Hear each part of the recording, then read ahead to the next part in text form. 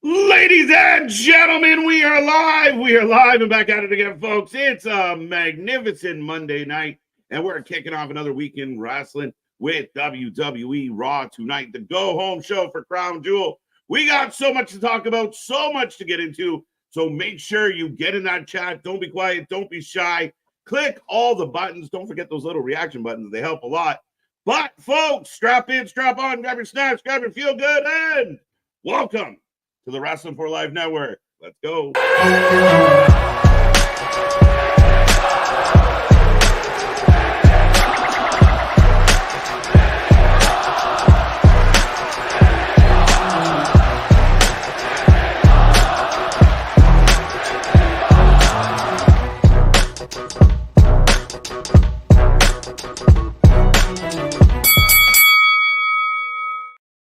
Ding, ding, ding. We are live and back at it again, folks. Like I said, we are the Wrestling for Life Network. This is another live stream as we bring you WWE RAW tonight, the channel that just watches more live wrestling than anybody else out there. Back at it again, ready to go. A busy week, coming off a busy weekend, heading into another busy weekend with so much wrestling, you can't even shake a stick at it. But for the next couple hours, you're going to be strapped in with Mr. Every Night KJ White, the Iron Man of YouTube, and Mr. Big Nick. Ladies and gentlemen, boys and girls, children of all ages, the Wrestling for Life Network proudly brings to you its YouTube tag stream champions of the world, the Every Night Delight, KJ White. I'm Big Nick, and since you talked about all this wrestling we were watching, my guy, we watched NXT Halloween Havoc last night, you know, starting off spooky week and everything with Halloween and everything.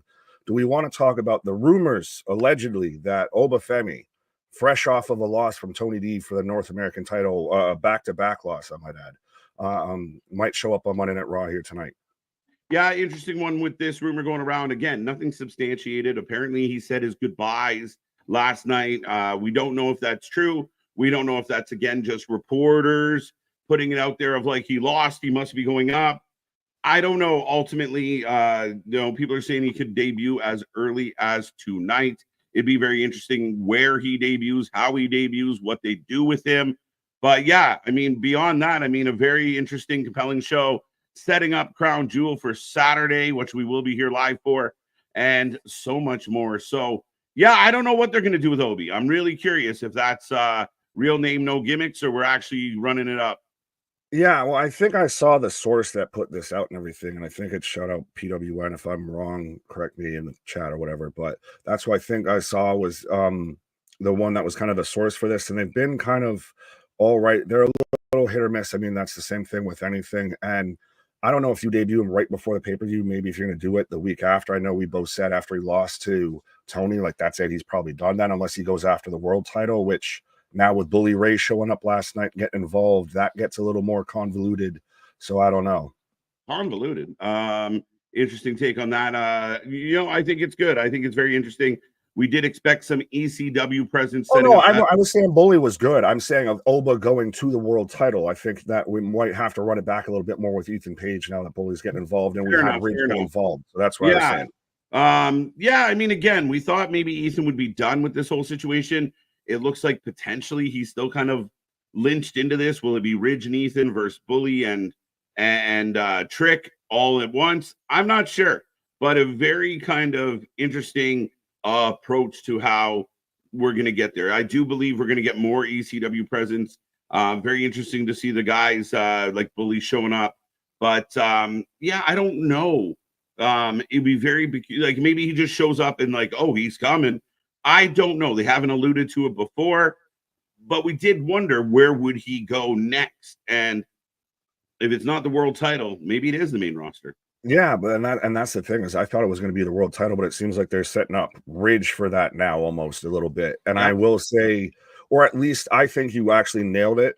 That'll be at the 2300 arena when they go head to head with AEW. And you've even mentioned, the connections with Tony and Bully and all of that. But excuse me, you get Trick and Bully versus Ethan and Ridge in a tag match. Yeah, I kind of felt like that's what they were alluding to last night. So my guess is as good as yours, but it does feel a little bit that way. Very interesting, having the guys from Busted Open as part of your show last night, especially leading into something like the NXT 2300. Plus, I mean, again, one-on-one with AEW, having a little more advertising, a little more connection to fan bases is not a unexpected thing, Nick. Oh, absolutely. And you're going to get Dave LaGreca now singing the praises for the next week about NXT yeah. and everything, how great it is. So 100%. It was very interesting to see them tied into that. And I'll segue this into, we could be seeing somebody else interesting here tonight of the rumors and speculation around who Dom Mysterio might be taking on as a former world champion in his, I guess, title eliminator match. Can we call it that? Can we use the AEW term for this? Of who could Dom be taking on in this match? Oh, I didn't realize it was going to be any type of title implication to it, so that'd be interesting. Well, it's one of those of, if Dom can win this match, I believe then he can get a world title shot. Like, this is part of that, I feel. Okay. If I'm wrong, the chat will correct me. I'm usually wrong on things. So that's quite interesting. Yeah, I mean, I still think it's Rhea Ripley. That's what I think. And that's not a bad show. I've been calling that match for a minute, but sorry. Yeah, I think it makes the most sense. I really do think that there's, again, a little play on words. People start speculating. Is it Punk? Is it Cena? Is it, who knows? But, for my money, it's not going to be Finn. It's not going to be, I mean, if it's Damien, been there, done that, kind of got the t-shirt. So if you're going to make it a surprise, my money's on somebody. Rhea, slight, I don't know, second place, maybe John Cena. Fair enough. I mean, Rhea would fit into the story to an extent. I thought maybe it could have been Finn, and that's why he had the weird look on his face and everything. And, it'd be interesting that way. And he is a former world champion, but a lot of people really do. I've seen some people throw out maybe a Brock Lesnar, and that's how you reintroduce him. But that's insane to me. Yeah, I don't believe that for a second. I can't imagine Brock coming out and hitting 7 F5s and murdering this kid in front of everybody. Doesn't really lend well to the story that's being told. Yeah, to me, it doesn't make sense. I saw some people wondering if Paul, if the bloodline needed one more guy, could Paul, bring Brock back? I still don't buy that. No. So, again, Brock showing up would shock me in any capacity, not just this one. But I highly don't, I don't have a whole lot of anticipation of Brock Lesnar anytime soon. I know people like to get ahead of the stories, but I just don't see it. Maybe I'm missing the boat. Well, I do and I do see the chat. We see the chat 100% shout out. We'll get to you in a quick second here, but I do like this from Cherokee of throwing out Dom versus Goldberg, because there's been a lot of the talk of Goldberg getting involved with Gunther now. I know you and I both hope it was just a one-off. I've seen a lot of people talk about maybe a crown jewel involvement, maybe something, you get a Gunther Goldberg at some point. Yeah, so, okay, if the rumor is, or the idea is that Gunther would, take on Goldberg, or Goldberg comes in to do something with Gunther, I don't know how beating up Dom Mysterio would help that case. So I don't think because of the title implications would be my only guess. Yeah, no, I don't buy it. I don't connect those dots very cohesively. Dom getting destroyed by Goldberg, because the assumption is whoever comes out is probably going to beat Dom. So I just don't see it being again, I mean, Cena would be a big fun pop, and Dom's probably going to take that L, but I don't see it being anyone else of real big note. Could you see Dom actually winning? He gets the little sneaky roll up or something like that. At some point, he gets help from, Judgment Day, Street Trash, Riff Raff, and everything. And then we get a match of Gunther versus Dom, and that's when he gets his ass beaten pillar to post. He gets just all the chops. Yeah, I don't think I'm anticipating Dom winning. I mean, I really don't think that. I mean, I feel like Survivor Series, they've kind of planted the seeds for Damien to be the guy that steps up for Survivor Series. I don't see Dom being the number one contender. He's a great heel, gets a lot of heat, but he's not to me, a convincing challenger for the world title. What if it's Shamo, though, with him taking on Ludwig tonight? What if Shamo's the decision for Survivor Series and all of that? Maybe. This has kind of gone back and forth with Sheamus and Ludwig. I'm a little surprised that they ran it back and we're having this match tonight. But yeah, I still feel like Damian Priest might be the guy. But time will tell on this one. Fair enough. Well, and I'll ask you this last question before we get to the chat and everything with that, because it's still only Monday. You got time to change your answer depending on how tonight goes, Friday goes, all of that. Are you excited for Crown Jewel? Overall, I am. I think they've done a really good job setting up some matches that maybe we didn't get. The card on paper looks great. I don't love the build between the champions. Not really my favorite. Though we're still kind of guessing at who's going to win. But you give me Randy, you give me KO, you give me Seth, you give me Bronson. I think there's enough weight there. The triple threat for the U.S. title. I think there's enough weight around the two matches that we might not care that much about. They still might deliver as far as entertaining us. But overall, I think I'm relatively ready to go for this one. Fair enough. Fair enough. I didn't actually realize that the triple threat had been officially announced for Crown Jewel. So that's even better. That's the thing is the two battles for the Crown Jewel belt are the two matches I could care the least about, honestly. Like KO Randy, like you brought up, Bronson versus Seth, the Fatal 4-Way for the women's tag belts. I was all excited for, and I'm more interested in those. Yeah, for sure. And I mean, I haven't loved the build between Cody and Gunther, but I still think the match is interesting. And I do think they need to find a kind of a creative way to get out of it. So I'm still very curious in how this plays out for us. It'll be a good match, but like you don't care. It's always the terrible booking a bit to me when you do champion versus champion, but neither championship's on the line. Instead, now we've got a whole alternate championship on the line, which is just bragging rights, I guess. So they're going to be good matches, but as far as like what compels me to really be excited for those, I just don't have it. Well, that's where I think I think they've done a good job because I am very interested in Seth Bronson. I am very interested in KO and Randy. Part of me still thinks that KO is going to have a factor in the Cody match against Gunther. There's enough intrigue for me where I'm kind of curious to see how this pay-per-view plays out come Saturday. Do we get a TV cash in?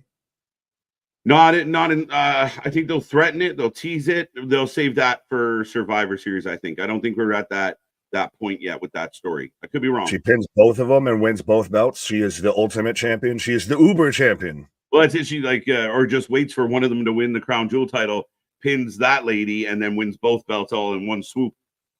Right. Well, I was gonna say, does she win the Crown Jewel belt? Is that the only title she wins if she cashes in? So you got to be specific when you cash in, Tiffany. Be careful. Right. But, ladies and gentlemen, we welcome everyone back here. Hope everyone kicked their week off very well. Monday's in the books. Like I said, we got Raw for the next couple hours in about 17 minutes here tonight. But make sure you get in that chat. Don't be quiet. Don't be shy.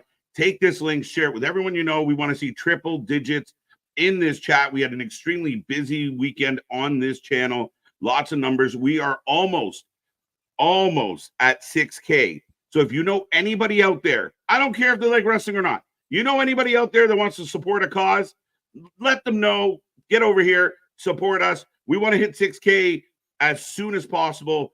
I think we're around 100 away. We can do it. We can make it. So help out the Wrestling for Life Network as we want to get to that number. I believe in you. Just start mugging people on the street. You don't take anything from them. You just take their phone, hit subscribe to our channel, and give it back to them.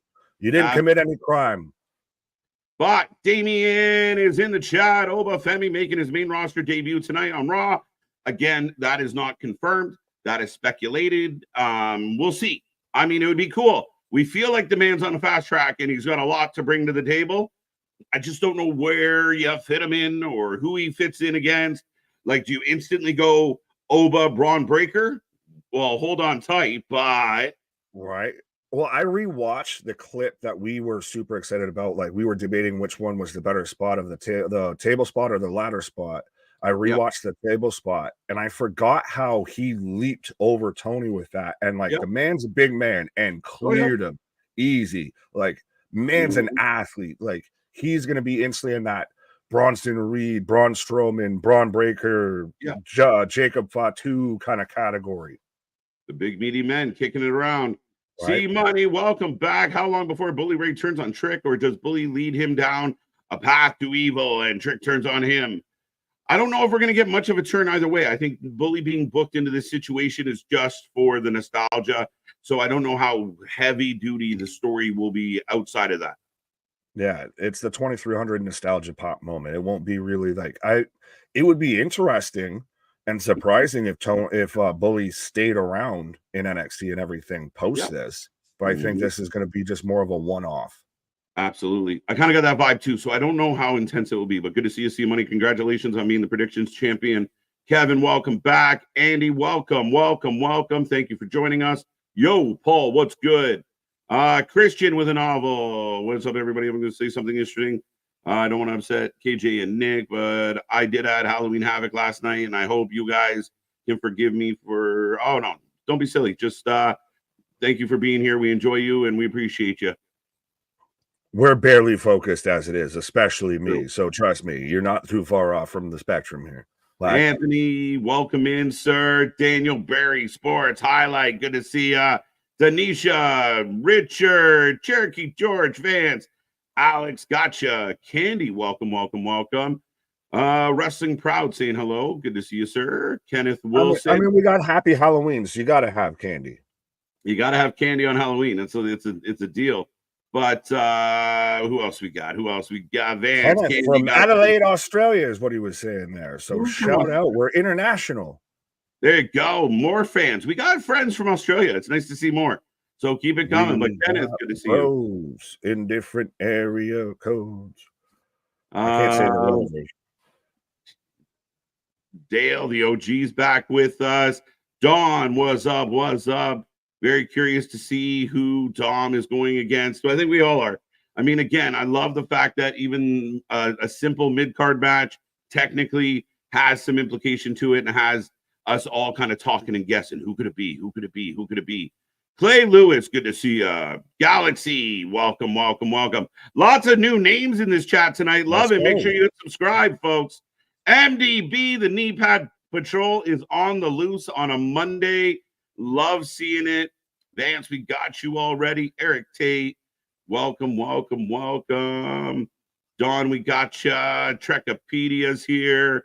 So many names. I'm loving it. Keep it coming. Boston, main event girl. Wrestling Proud, I think we got you twice. Hello, my friend. We meet again. Allah, how you doing? Who do you make Raw debut? Lash legend Jakara Jackson tonight. Well, they've already made their kind of debut. So it was on SmackDown. I think we'll see them again, but I don't think right now is the time. Spoiler alert! I'll give it away. I'll give it away now with our, at least my early crown jewel prediction. I think they leave with the tag belts. I think they go full main roster. Okay, that'd be a nice surprise. We'll see. Erik Byron's with us. Good to see you. Welcome back. Dun, dun, dun. Another Ken in the chat. You guys missed the show last night, but I did listen to the replay and hit the like button. Well, we appreciate you hitting that like button. We appreciate you tuning in. Remember, folks, all these live streams are available everywhere you get your podcast, and it will be available in our library down below on our page instantly. So go check that out.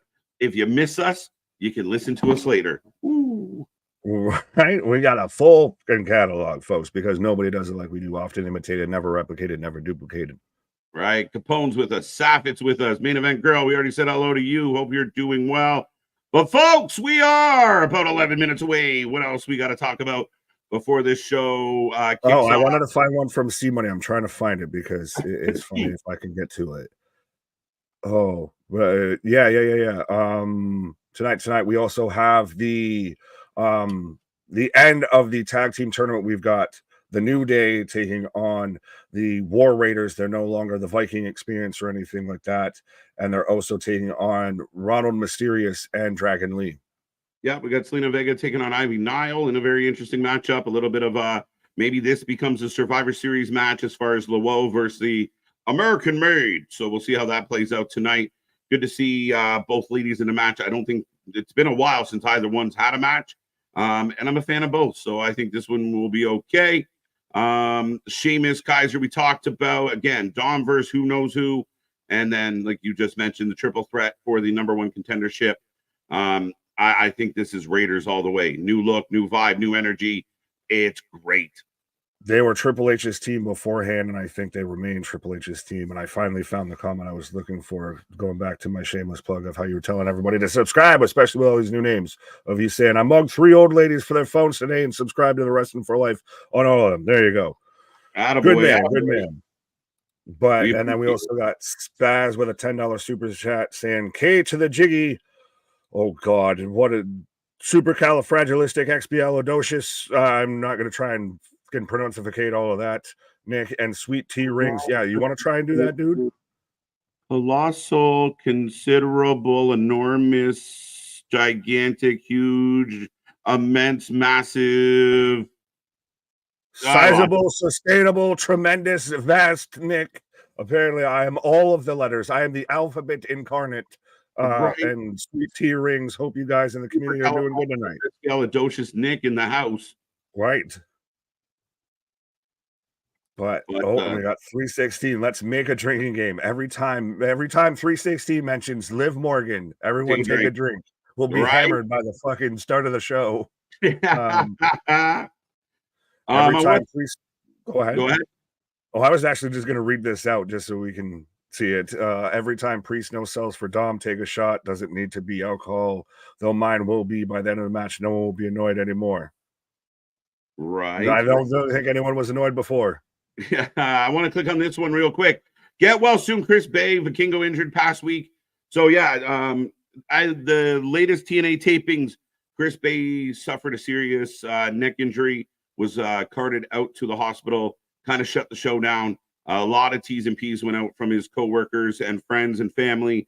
So thoughts and prayers out to him. Vikingo apparently hurt his knee as well. Not sure the serious level of Vikingo, who just came back from injury.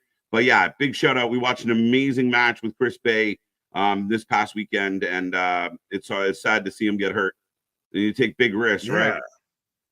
It seemed like everybody, and hashtag spoiler alert, but everybody was dropping like flies at that taping for some reason. And then I saw somebody that point out of like, meanwhile, Jeff Hardy's almost 50 years old and like hits his head on a ladder so hard it concaves the ladder. Right. And he's still, I'm good to go. I'm fine. Well, that's the crazy thing. Like, and we saw that match. He gets through that match and he's thinking, okay, and then goes into a taping, and that's where he gets the ding. And you're like, shit, man. Right.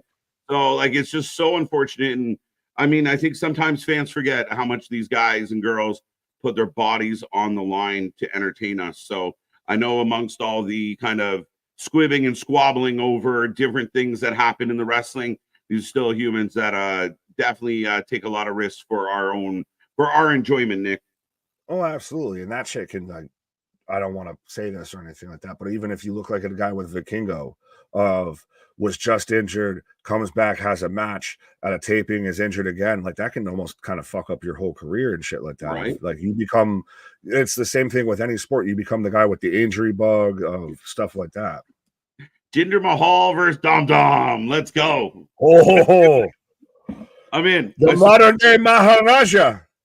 I support this. Or Jinder comes out only to let another champion come out right after him. Can you imagine? Dan Corbin's not been a world champion, has he? No. That would have been okay. Well, because I'm like, he's still floating around on the roster. I know Apollo Crews. I'm trying to think of like who hasn't been used that's floating around. Right. Seth Rollins will be on Monday night tonight. Braun Breaker will have a celebration. I do believe that Jay has been advertised for tonight as well to kind of follow up on, what happened with him on Monday and on Friday. And remember, I will remind everybody, I don't want to hear your spoilers. Keep your shit to yourself. Yeah. Who do you think makes the main roster debut last? I already got that one. We got that one. How long will the Saturday PLE be? Just over 3 hours, I imagine, or in and around 3 hours. Till it's over. Right. We'll be here for every minute of it. Right. Wow, that's so great. Let's go. Seth versus Dom, and Reed cost Seth the match. I did think that's a possibility, but I just think we might be wasting our time with Seth stepping into that realm. Yeah, you're colliding stories that don't need to collide. Yeah. Did Judgment Day need to lose their tag titles? How do you feel about that? That's an interesting one. Have they lost their tag titles yet? I thought they were still tag champs. They are. Should they lose them? Oh, I'm sorry. I read the reworked. comment of saying, I mean, we just saw the Bloodline lose theirs, and I mean, I know it's different stories, different scenarios a bit, but I mean, it freshens up the tag team division. It gets them off of a stalwart that theoretically is going to just have to have them as trophies more than actually really defending them. Yeah, and again, I think that would be my thing is that we haven't seen a whole lot of JD. I like JD and Finn as a tag team. They just don't defend enough. So, yeah, maybe somebody coming in like the War Raiders, maybe the War Raiders being almost a slam dunk to win those belts, and JD kind of runs from them for a couple weeks or a few weeks or a month might make it a little fun. But yeah, we need to spice up this tag team division. We see the worst version of it with a doe, a deer, 2 female deer. So 100%, it's better to almost have those on, champs that are like a division and involved in that'll actually still be active. Like the Judgment Day has so many fucking coals in the fire and everything like that right now. Maybe just centralize and focus on what you got in front of you. The tag titles can go to, being its own division again. Right. Who do you think challenges Braun Breaker for a celebration? That is a great question. We talked about this at the beginning. If there's somebody who could really be fucking cool, be Oba. I mean, again, I said it, 2 big beefy boys. And again, it would be 2 up-and-comers. It would be a hell of a war. What's up, Eco? How you doing? Another super chat from Mr. Spaz. Mr. Nick, I need 2 seconds. Fair enough. If we're going to push the tag divisions, we got to get the tag belts out of faction stories. Exactly. Friday was a great start with MCMG. Agreed.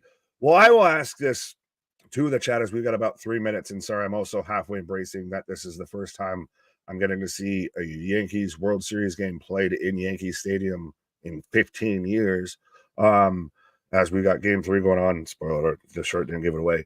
But I'll ask KJ when he gets back, but I will also ask the chat as well. Like, I've seen some backlash, some outlash, what have you, from mostly a certain fan base and everything about how there was, quote unquote, no story going into Motor City winning it. They just got there. They fast tracked them with all of that. And I believe we actually talked about it on Sunday.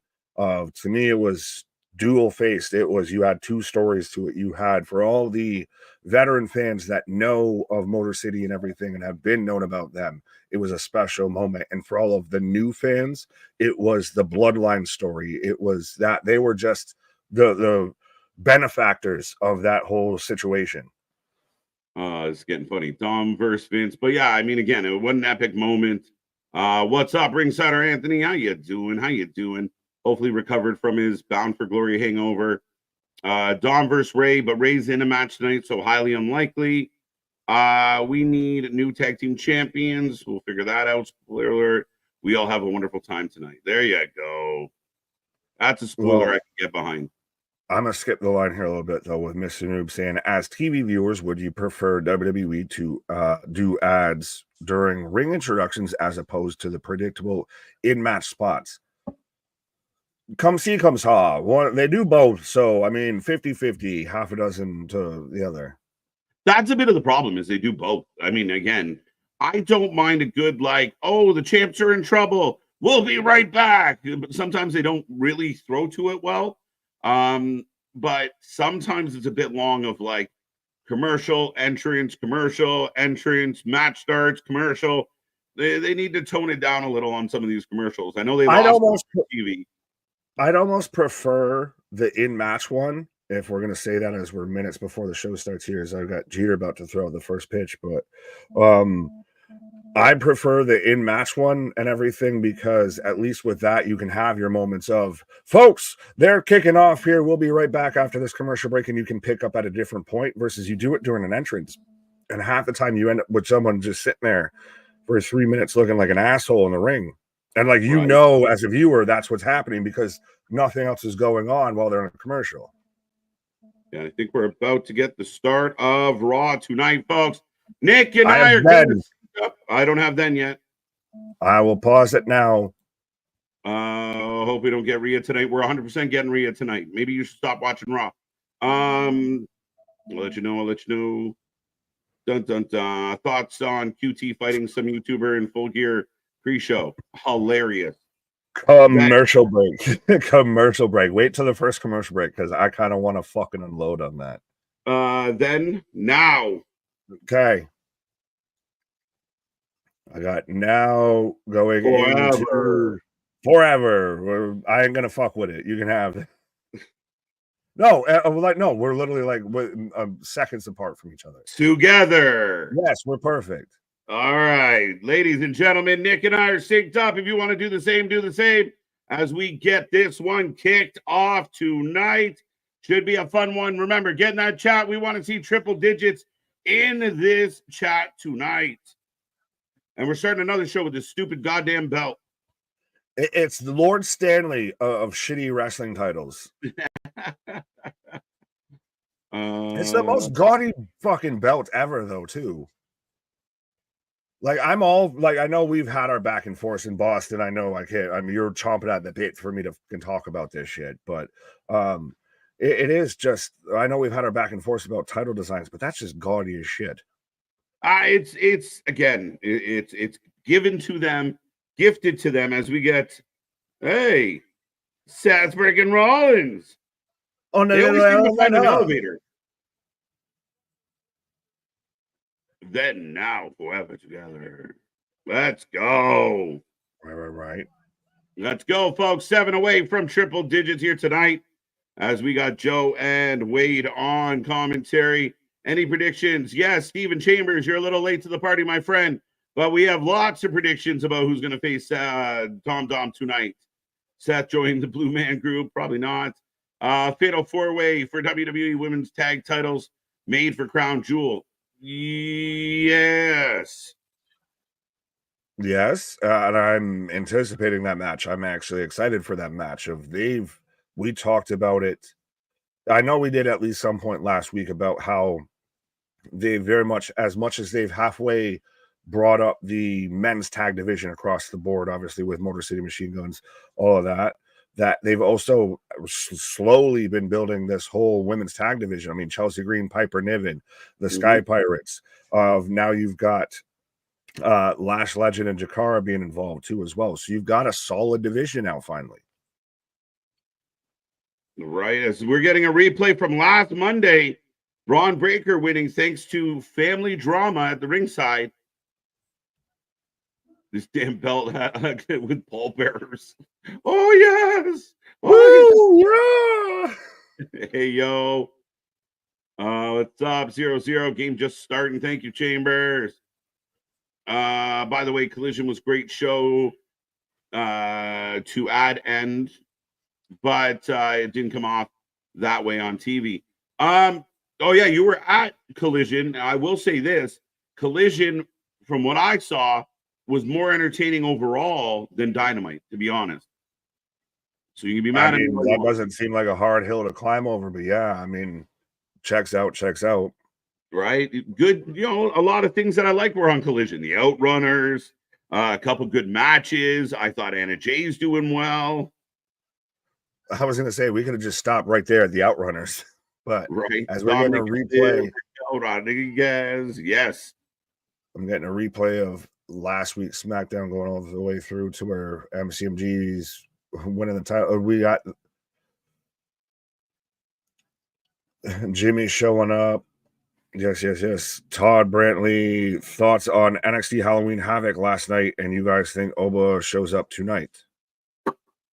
I don't know about Oba showing up tonight. It'd be a nice surprise. Halloween Havoc was a good show, not a great show. The main event kind of, again, Trick has a bad luck, I feel, when it comes to anytime he's in now it's become, is it the spotlight or is it him? And I think it's at this point, it's more him. Again, I mean, the ear test, fans sitting on their hands. Yeah, some cool spots, but it wasn't the greatest of matches. It wasn't the most compelling. Yeah, it might be a trick. It's been a long-standing question mark with Tripp. Yeah, and it goes back all the way to when he was having matches with Carmelo, so it's not like it's a him and Ethan thing, even. But we're getting the hug heard around the world. Man, how many times can this Bloodline storyline do shit like this and make it work? It's not like, oh, they did it again. It's like, oh, they did it again. It is now up there, arguably, as one of the best storylines in pro wrestling history. You can fight me on that. Not you, but anybody else that has a disagreement with that.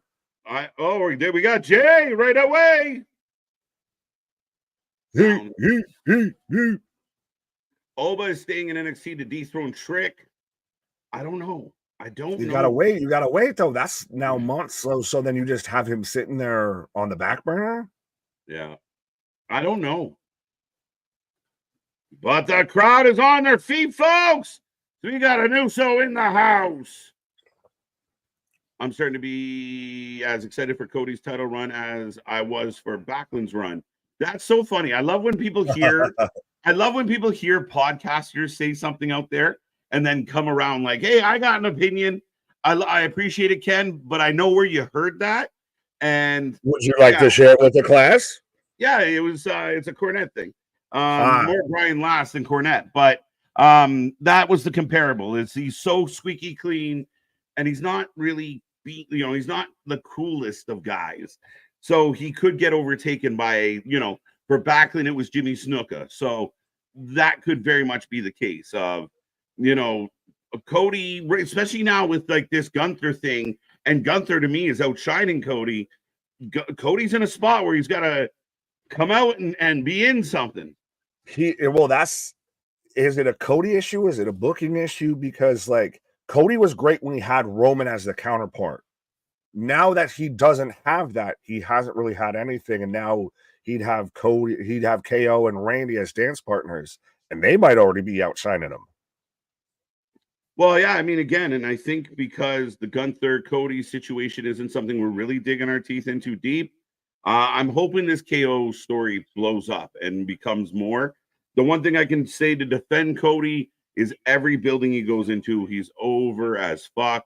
So, yeah, but he does walk that line if, like, a cooler baby face kind of comes along, right? Like, that's directly in his path. Then we know what Roman's doing, but Roman's busy. It could really derail what Cody's got going on. I don't even think it has to be a cooler baby face. It just has to be the flavor of the month or anything at this point. Like I said, KO, I think could probably, and now at least feels viable. And maybe that's what Cody needs, is to go against somebody that feels viable, could actually take the belt off him. Because he had AJ, he had this, he had that. No one really felt like they were going to take the belt off of Cody. I want KO and Randy feel like they could. I say let KO have the belt. Well, of course, you're his fucking stunt double. So yeah, let's go. Let him chase him down. Folks, that's why we were off air. That was really KJ out there beating Cody up in the parking lot. It wasn't KO. KO was sitting there still on his bus and everything like that. That was KJ doing stunt work. I listen, Ken. But yes, it's a good point. I'm not knocking you, Ken, but I do know where you got it. But I told you, man, we listen, we pay attention to as much as we can. We want to be as educated as we can be on this. Now, life is busy, but yeah, I mean, you got a point. And I mean, Brian Last had a point, because if he gets a little too squeaky and flat, like we saw it with Gunther. Like, we watched that promo with Gunther and Cody. Gunther was the cool guy in the ring, and Cody was just kind of smirking at him like, oh, yeah, we're Cody crybabies. Yay. And like, yeah, wait. Cody's out there cutting promos and being the uber babyface and everything. Meanwhile, Gunther's out there shitting on Bret Hart and Goldberg. Like, there's a difference a little bit of who he gets to work with to an extent, too. Right. Usos versus MCMG very soon. The only thing I don't agree with that, sir, is very soon. I think we got a lot of bloodline things to unfold before that. And MCMG, I think, is going, they're going to feed them some heels to beat up on first. Hey, remember when I said that, a while back when we were talking about Motor City Machine Guns showing up in WWE at all, and I said they'd be in a WrestleMania match by the end of this current year, I guess, not fully in 2024. That could be it right there. Oh, wait a minute. Jay wants to talk to an Oos. Fair enough. Here comes the other Oos. Go, Jimmy! There's only one Oos I want to talk to, my brother. Well, you got two of them. You got two of them. Which one? Jay said he can't talk to himself. I know. he only wants to talk to one Oos. One Oos. Right. Joe, let it go. I wouldn't even count the War Raiders as heels. Kind of right now, they're kind of in that bit of a honeymoon phase where they haven't really decided, but they're definitely going to destroy some teams in the process. I wouldn't necessarily call them heels yet either. Does this mean we get Sarah Logan back soon? She prayers. She's with child.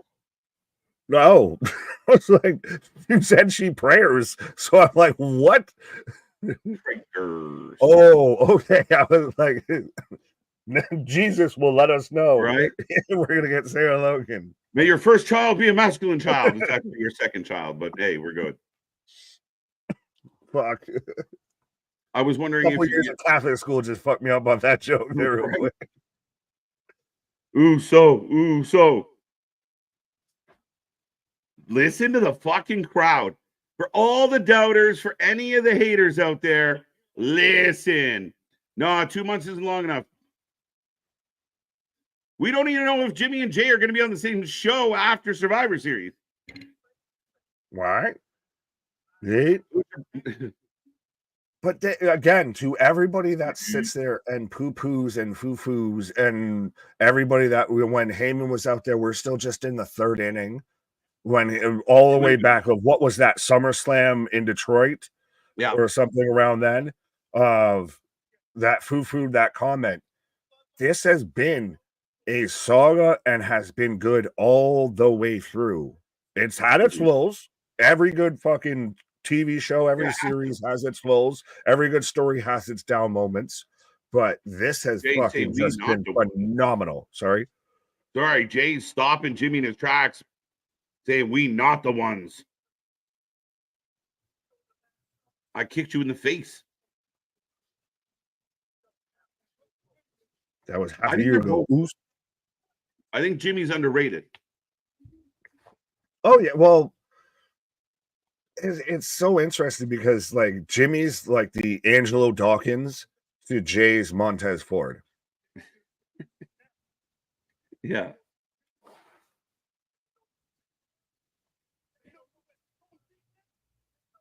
You're no ye, I'm ye. I'm ye. But this is Jay. This is great. He's pointing out they know us for being us. They don't. There's no longer. Remember, it was always heartbreaking when Jay would, when either one of them actually would bring up the story of how they get confused because of them being twins. Now they know who the fuck they are. Like I'm ye, you're no ye. That's what they know now. That's who we are. And again, this feels so brotherly. If you have a brother out there, this is how siblings fight. Even when you're making up, you're kind of angry about it. Like, fuck you, bro. Yeah, I know it was stupid, bro. Yeah, it's okay. Like, you kind of like... You're an asshole, but I love you. Yeah. Look, Oh, you just hugged. You just hugged like 4 days ago. Why now you holding it up? If we do this, we ain't nobody's do, boys. But this is where you make the new OG bloodline, the baby faces of this, of we're all in this together.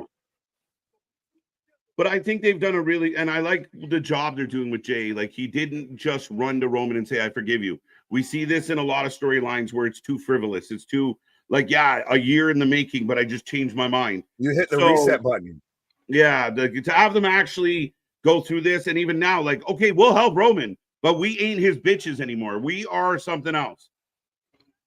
We are, well, that's the thing, is that's what it took. It took them going through the bloodline before, and then they broke apart, they broke off, and now they've established themselves as individuals and as a unit. Squash this. Now, granted, this is all still setting up what we'll see on SmackDown, and I won't say I know, but the internet ruins things very fast. You'll be But there. make sure you're here for SmackDown on Friday. We will be live to react to it like we didn't see it. Right. My ears are burning. What's up, Jesus? Hope you're doing well, sir. And we got a fight. Tonga's in the house.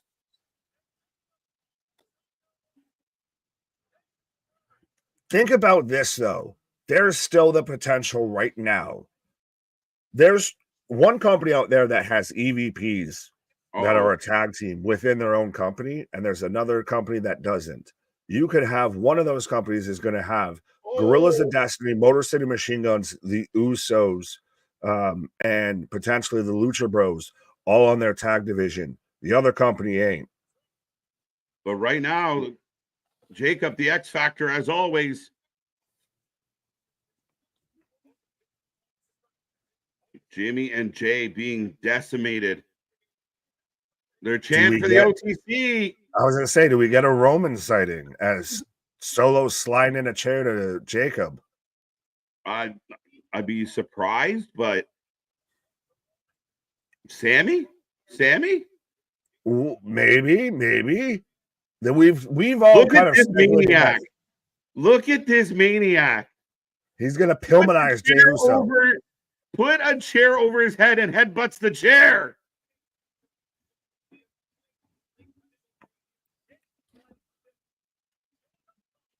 Sabu! Oh! Sabu says hi. Sabu sends his regards.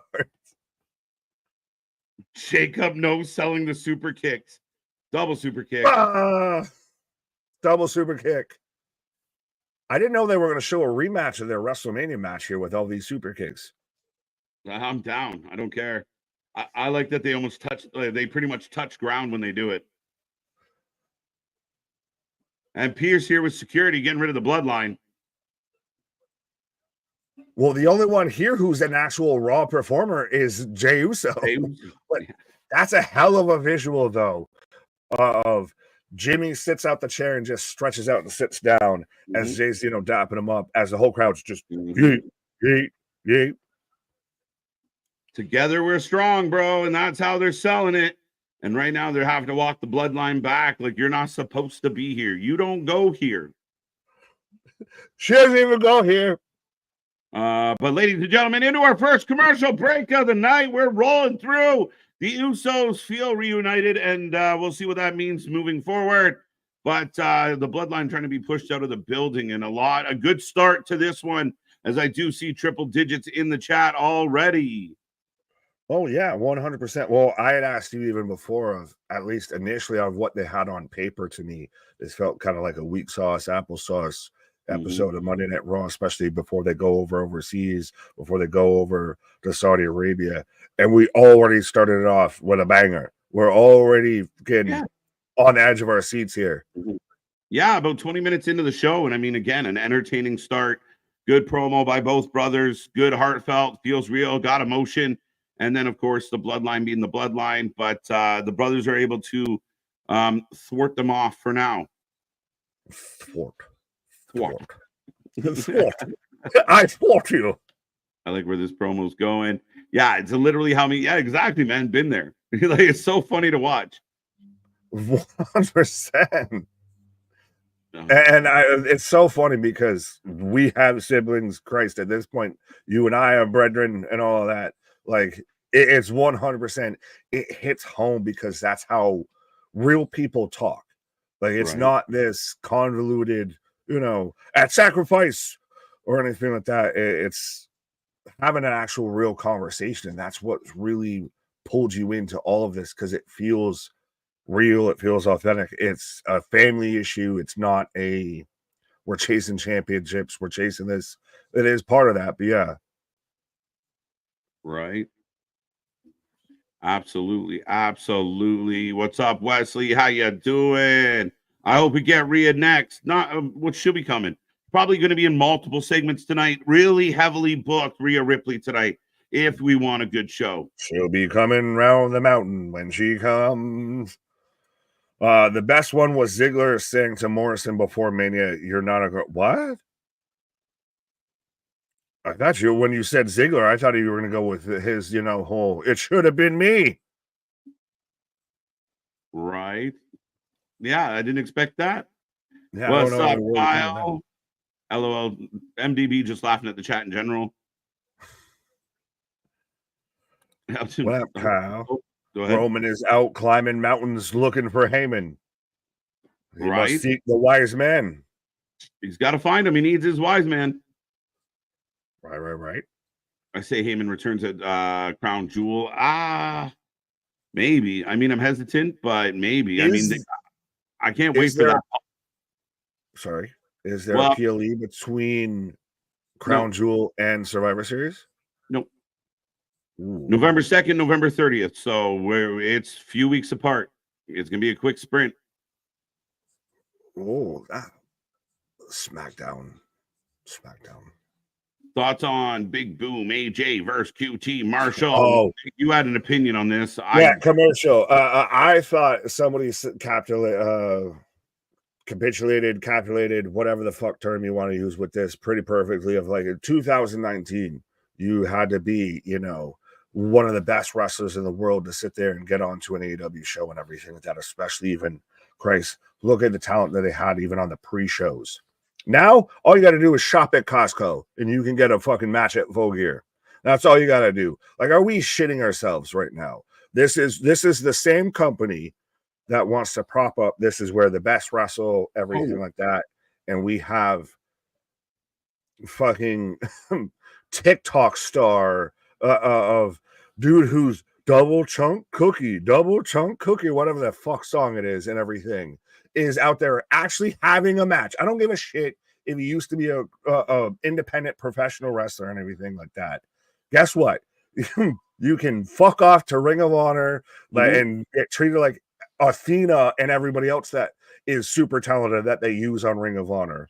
We're going to have, double chunk, super chunk, whatever the fuck, on a pre-show for an AEW pay-per-view. But this is where the best wrestle. You're a bad wrestling fan if you don't enjoy this shit, right? Well, it continues to be the problem with the AEW. Their good stuff is amazing. Their bad stuff is horrible. And there's no middle ground. We saw it with Wrestle Dream. 4 amazing matches, and the rest of the show went in the toilet. Booking 13 matches every pay-per-view, keeping the fans around for 5 hours, booking matches like this one, you're wasting our time. I'd rather have 6 really good matches than 13 matches and 4 of them solid. It's a mistake on their part, and it's, again, I think it continues to hinder them. Getting Timu Logan Paul doesn't help anybody. But in the fact that if you sit there and say that that's, boo-boo the foo and everything, you just hate wrestling and everything. And that, like you mentioned it before, they wish death upon you and this and that. You are the Antichrist and all of that. It's Damien.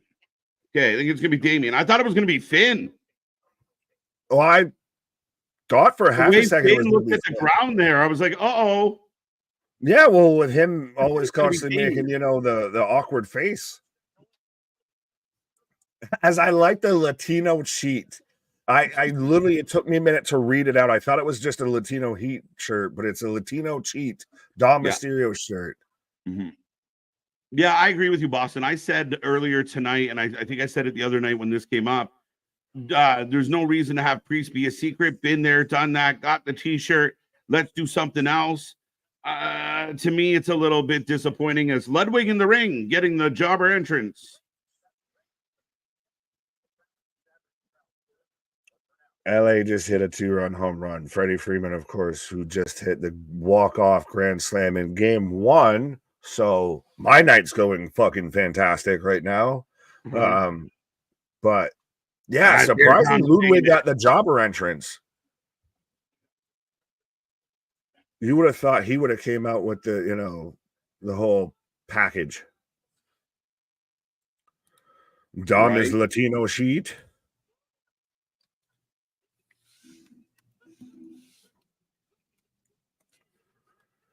So I got Shamo coming out right now, defeated Ludwig, Kaiser, and I missed the half a fact that they were giving with us with that. It's always still interesting where they'll give like weird wrestling facts and shit like that.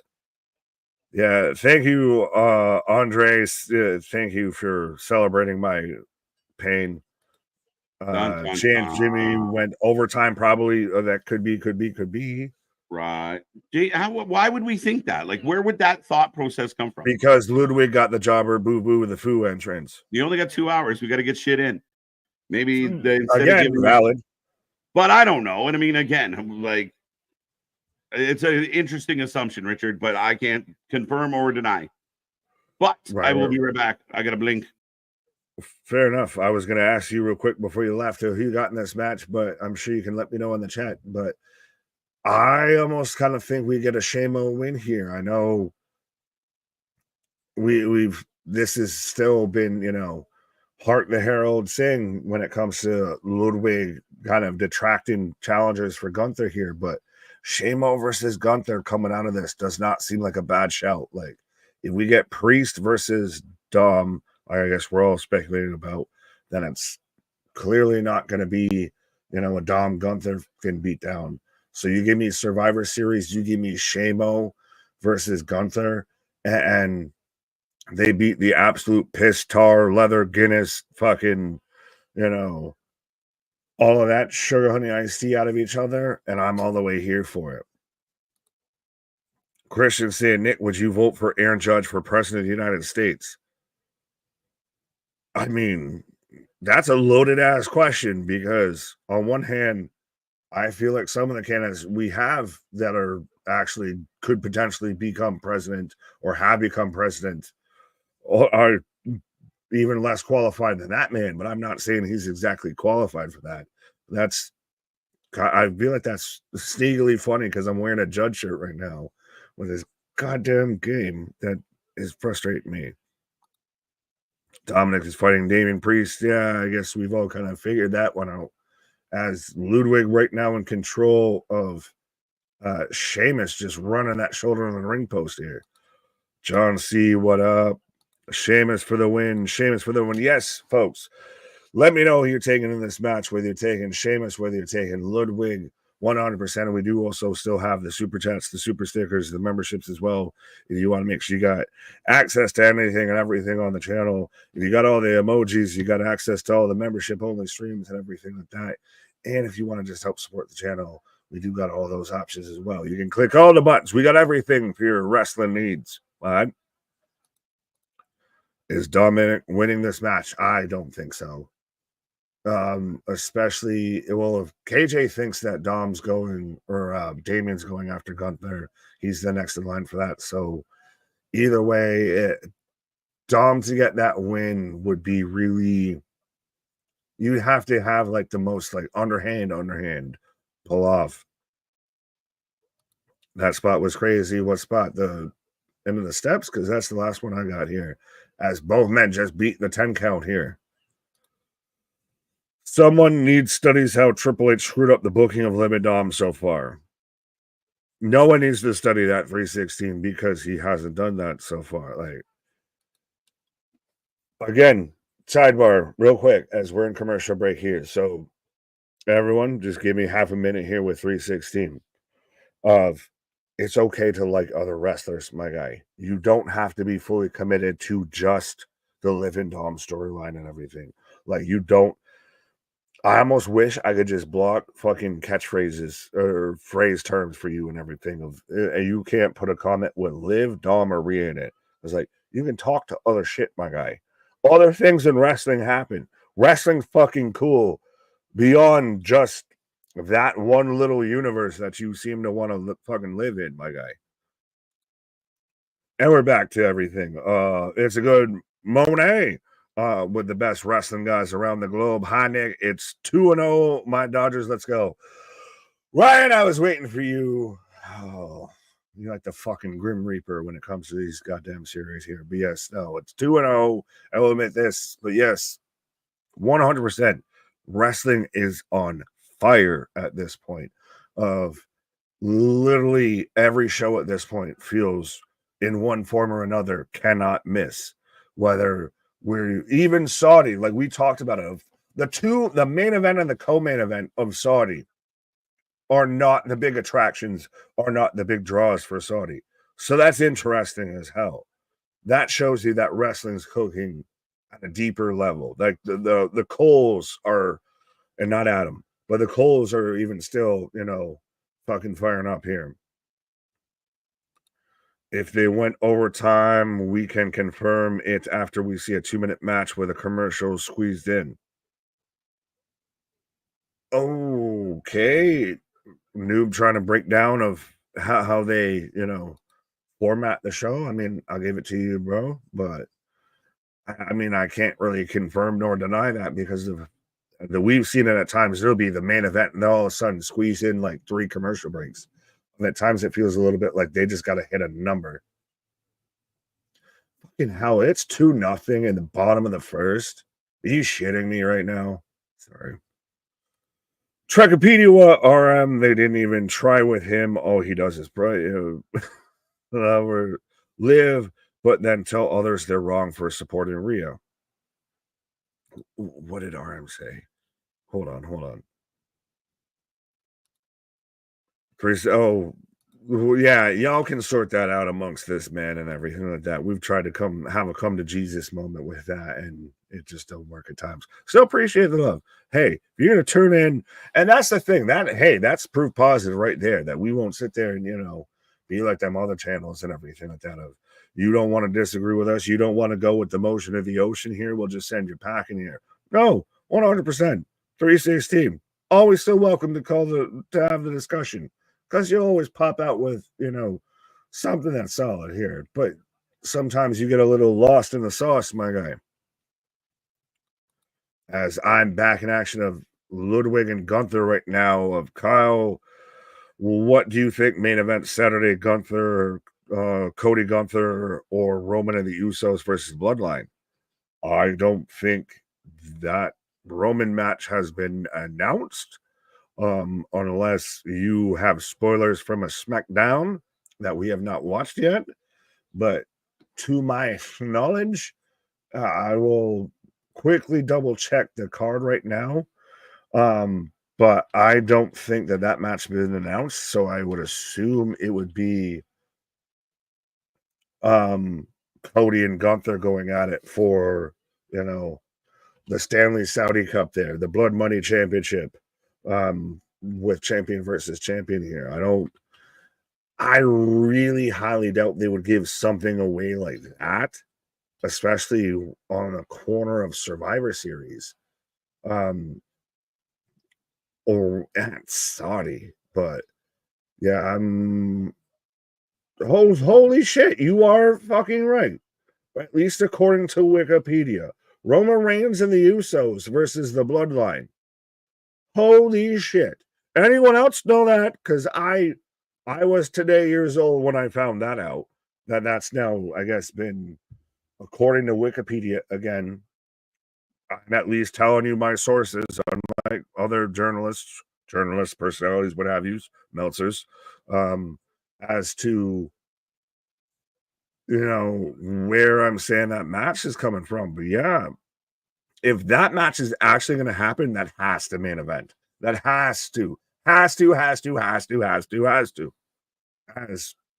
Ludwig with a fucking walkout powerbomb on a Shamo and then a big knee. 1, 2 count.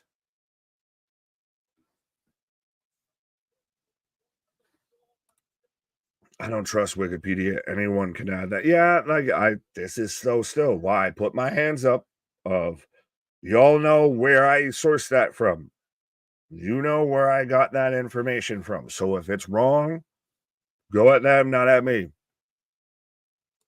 Buffalo Bills, three straight wins. Absolutely, let's go. Now, unfortunately, it feels like the Yankees need to get 3 straight wins. What the fuck? I don't know, man. There's a lot of people calling out the whole wrestling boom period with a lot of facts. Hold on. Paul, would you like to clarify that statement? Did I miss something here? Is big chop from Ludwig, step up insecurity to Gunther or Sheamus? Yeah, I don't know the context, I guess, around that, my guy. So, mea culpa. 1, 2, 3, Shamo with the win. Hey, I don't think the main event for Crown Jewel announced Friday. Fair enough, fair enough. But yeah, maybe we end up post Crown Jewel. We end up with a Shamo versus Gunther. Sounds like a pretty solid banger to me, if you ask me. If you've got two stalwarts of pretty much the UK wrestling scene, and a world champ taking on a former world champ, two stout guys. You see what I did there? Going at it. I'm pretty set with that here. My Niners coming to Buffalo in a few weeks to whoop that trick, and I need Shamo to win that IC title before he taps out for good. Fair enough, fair enough. But yeah, you ain't catching a dub in Buffalo, especially if you're showing up here. As we're getting a Rhea Ripley video package right now, and I'm getting I guess a KJ White intrusion right now. Intrusion. Niners for sure in Buff. Fuck you. You and your house invasion. You're pulling out your best Triple H. You're just showing up. Right. Rhea Ripley putting Liv on notice. And Raquel. Right. Well, has Raquel really benefited this? What's that? Has Raquel benefited this story, or is this? Yeah, 100%. Okay. Yeah, I mean, Raquel's been an outstanding addition. It helps keep Liv with the belt. Again, she protects. Oh, look! What's Sami up, with the Usos! Let's go! Talking to Sami Zayn. There goes my hero. Watch him as he goes. Heat between Sami and Jimmy. Perfect. And Sami's going to say, you can't go back there. Sami's going to warn him. Sami's going to be jaded. Yeah, well, I mean, makes sense. He ain't family. Yeah, but we know how this starts and we know how this finishes. But how they get there is what's all the fun, folks. I'm surprised they've pulled these strings together as much as they have without a Heyman. Well, oh, there you go. Yeah, Sam. There you go. Sami is the rational one, the voice of reason. That's what I'm trying to say. I'm not on anybody's side. Yeah. This is the lesser of two evils. It isn't the lesser of two evils. You don't have to pick a side. You don't have to pick one or the other. I like it. It's not your fight anymore. Yeah, get away, get away, get away. Give away, give away, give it away now.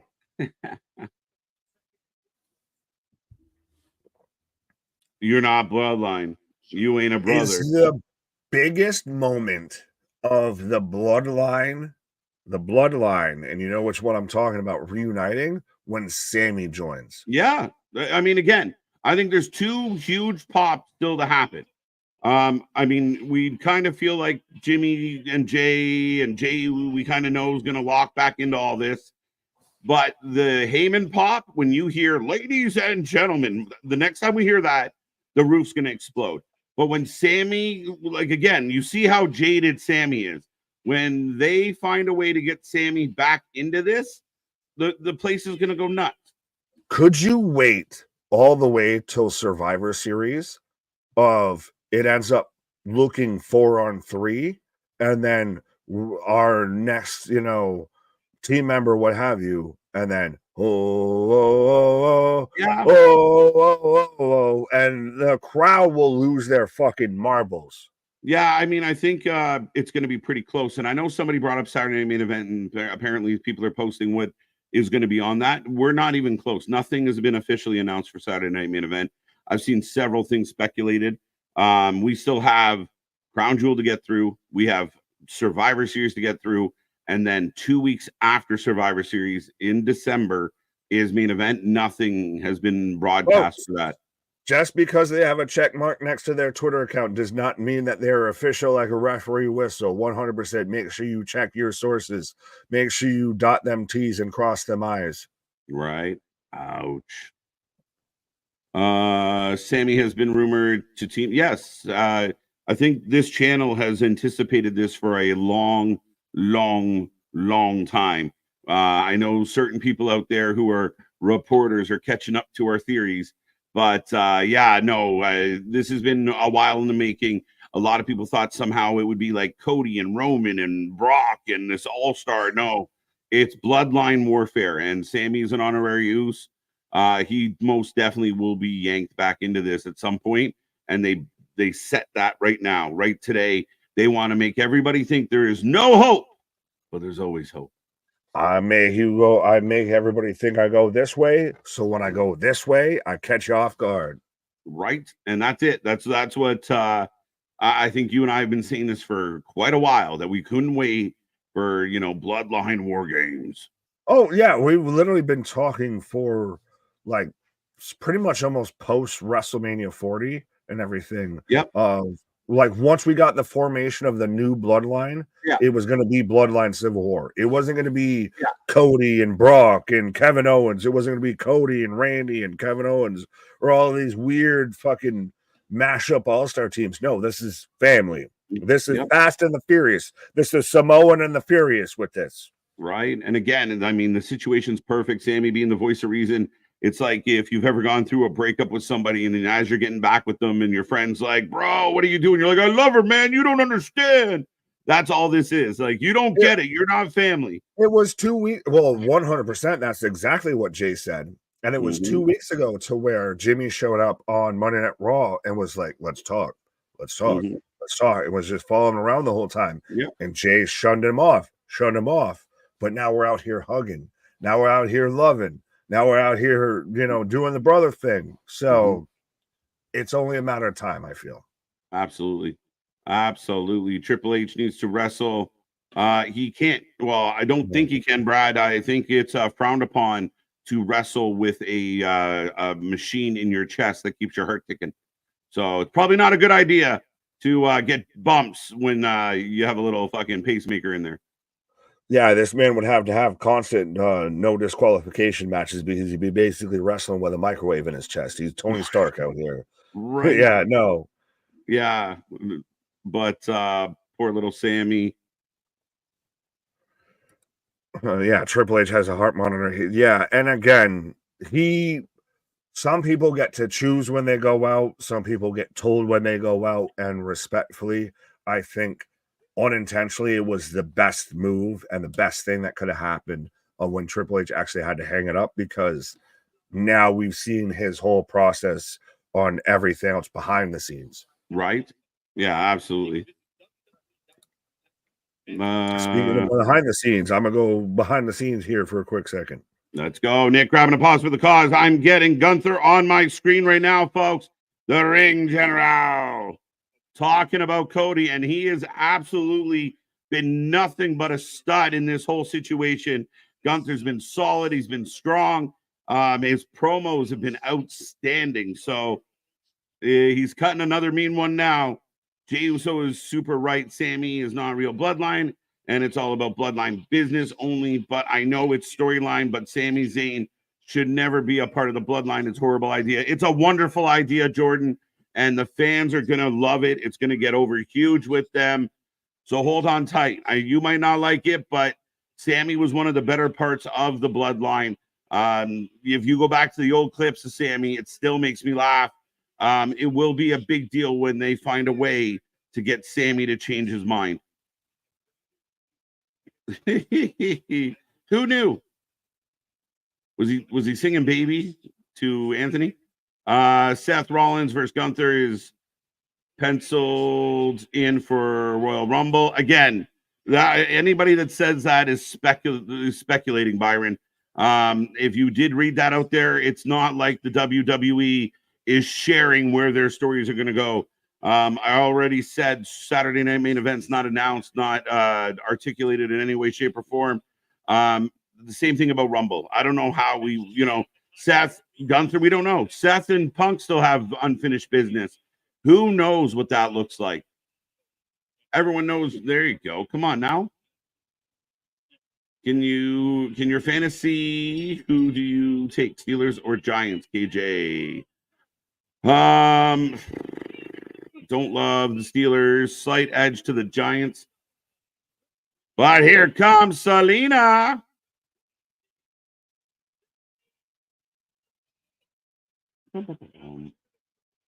There we go. There we go.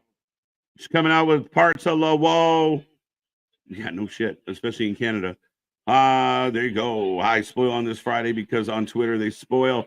Yeah, this is a spoil-free zone, as you know, Daniel. And I know there's some stuff that I've seen because of fan videos. I know a lot of us know where this is heading. We're still going to play a little bit stupid, play a little bit ignorant on this, and not just instantly give it away. We will be here on Friday night to react to everything that happens on SmackDown. We kind of know where it's going anyway. And Roman's got some humble pie to eat. But yeah, again, spoiler free, please. If you do put spoilers in the chat, we will put people in the penalty box for it. Triple H can't wrestle anymore. Yes, 100%. Honestly, don't know that Justin song. Oh, come on, Anthony. You don't got your peaches in Georgia? Come on now. Who did you take? I got that one. There you go. But here comes American Made without Chad Gable as Ivy Nile coming out. Again, folks, get your predictions in the chat. Who you taking? Who you taking? No live Raw next week. I don't know if that's true. Just wanted to jump on the Gunther promo. They've had to have him win to give him province to the heavyweight championship, right? Sean, I might have to get you to rewrite that. But yeah, I mean, Gunther, again, he even talks about it. As long as I have this belt, it is no longer the secondary belt. That this belt now means more. Everybody used to look at the Raw belt as a secondary belt, but I have it now. And if I have this belt, it is no longer a secondary title. And I think it's a really cool thing that Gunther's been able to do. I think Gunther, I'm going to spoil our predictions on Thursday, but I think Gunther wins at Crown Jewel. I really do. Got Ivy for the win. I'll go with you, Jail. Let's see if Ivy can pull this off. American Made needs a win. What was the last thing American Made won? Yeah. Seth is a wild card. Gunther has his number. That is true. Ivy Nile for the win. There you go. WWE has less than a month to have Sami Zayn change his mind. That's fine. We got weeks. We got lots of shows. We got approximately 10 shows in that time frame, Wesley. Once we get into Crown Jewel, once we come out, you'll still have about 8 shows.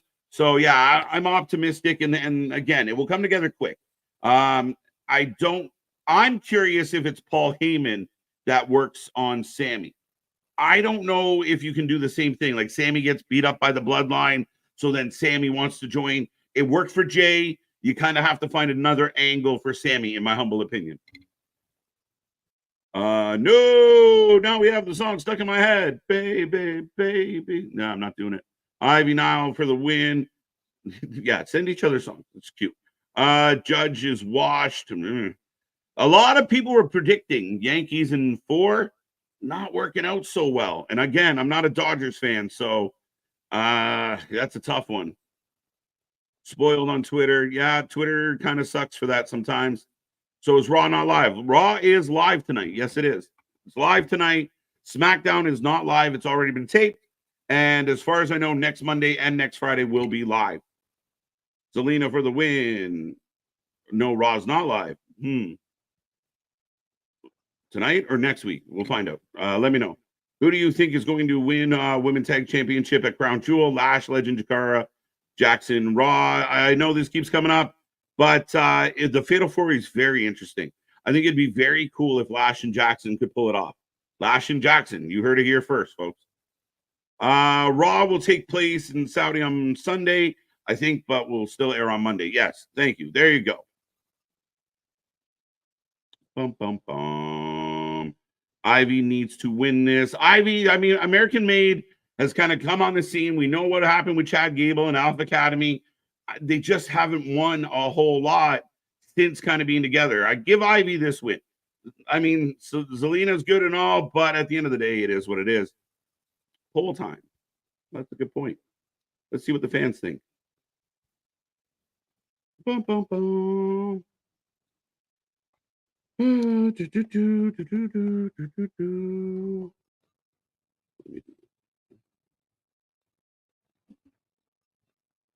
All right, folks, the poll's up. Almost forgot. Thank you, Wesley. I agree. Gunther will wear the gaudy belt at Crown Jewel. It almost feels appropriate, doesn't it, Cherokee George? Like, the belt is so big. Put it on Gunther. Put it on Gunther. I truly believe, and I could be wrong, just theory, but I do think that somehow, some way, Kevin Owens might play a factor in all this. American made for the win. I bet Chad Gable is on campaign. Yeah, maybe. Do you think Roman say yeet? I don't know if he goes as far as saying yeet, but maybe that will be the true sign. I do think Roman's got some apologizing to do. He said he was proud of Jay, but is that enough? As we are in commercial break, folks, I will take a second to remind everybody we are here live Saturday, 12 p.m. Brunch with the Boys, 13, I think it is. But go get your Brunch with the Boys tour shirts, by the way. They are limited edition. Next year, we're going to have a new one. But Brunch with the Boys, 13, Crown Jewel, 12 p.m., special start time. So get up, wake and bake, take a piss and shake, do what you got to do. Join us. We're going to be here all afternoon on Saturday. And again, like I said earlier tonight, an intriguing card. I like what they're doing with this card.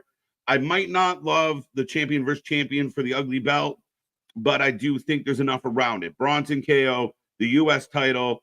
Bronson Seth, Randy KO, the U.S. title, the Fatal 4-Way for the tag titles. There is some intrigue in this one. So be there with us. And I will remind you also, we are here tomorrow for NXT, the fallout from Halloween Havoc. As we are back to the action, and Ivy yanking Vega off the top rope. WWE returning to Madison Square Garden December 26th. Tickets Friday. There you go, Damien. If you go to a show, take a sign. Take our logo to the show, and we'll send you a free t-shirt if you can prove you did it. I wanted the Yankees Mets. Yeah, a lot of people were hoping for a Subway Series, but unfortunately, Mets fans still live in pain. Creeds help Ivy cheat to win, setting up Creeds versus the rest of the Whoa. Yeah, that makes sense. I buy that. I'll take that. And again, I mean, if you look at Survivor Series now, it's a few weeks in the making, but you could kind of do some type of American made with maybe a friend against the Whoa. I don't know. How can Judge be so good the regular season? The ball changes, right? That's always been the hardest thing about baseball is you hit those playoffs, the pitching is up so much. They focus so much on maximizing the pitch count. And again, you're getting everybody's best stuff. Sometimes you're getting 2 or 3 innings out of a top pitcher just to bring in a guy that can throw heat. It's a different animal. And it's sometimes when you're on a really good groove, you got to find a way to make contact. And it's not about drilling that ball out of the building. I know Judge can smash, but again, sometimes you just got to go for some, you got to play a little bit of short ball. But everybody fighting on the outside, folks. Both girls need a win. When was the last time Vega got one? Yeah, I'm a little less. You got a point. I'm just a little less concerned about Vega. Maybe that's just my bias. Yeah, exactly, Marvin. I have confirmed that I have never heard the song Sorry by Justin Bieber. Well, there you go. We're sorry about that. As Ivy Nile gets the win, ladies and gentlemen. So 73% of the chat was correct. Good job. Good job. It was American made. And like you said, I think Richard said in the chat, this sets up the next match. This sets up something else. Roman won't eat. He's above such a mindless chant. Hold tight. Hold tight. As we are back to Jimmy in the back. Uh-oh. Selena landed on her feet, on her head. Yep. There you go.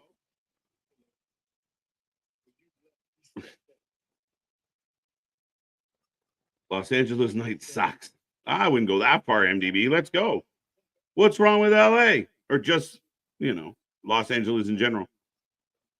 What's up, Mega? How you doing? How you doing? Welcome back, sir. Yeah, overtime. These damn Bruins. They're like our kryptonite. Pain in my ass, like the Boston in this chat.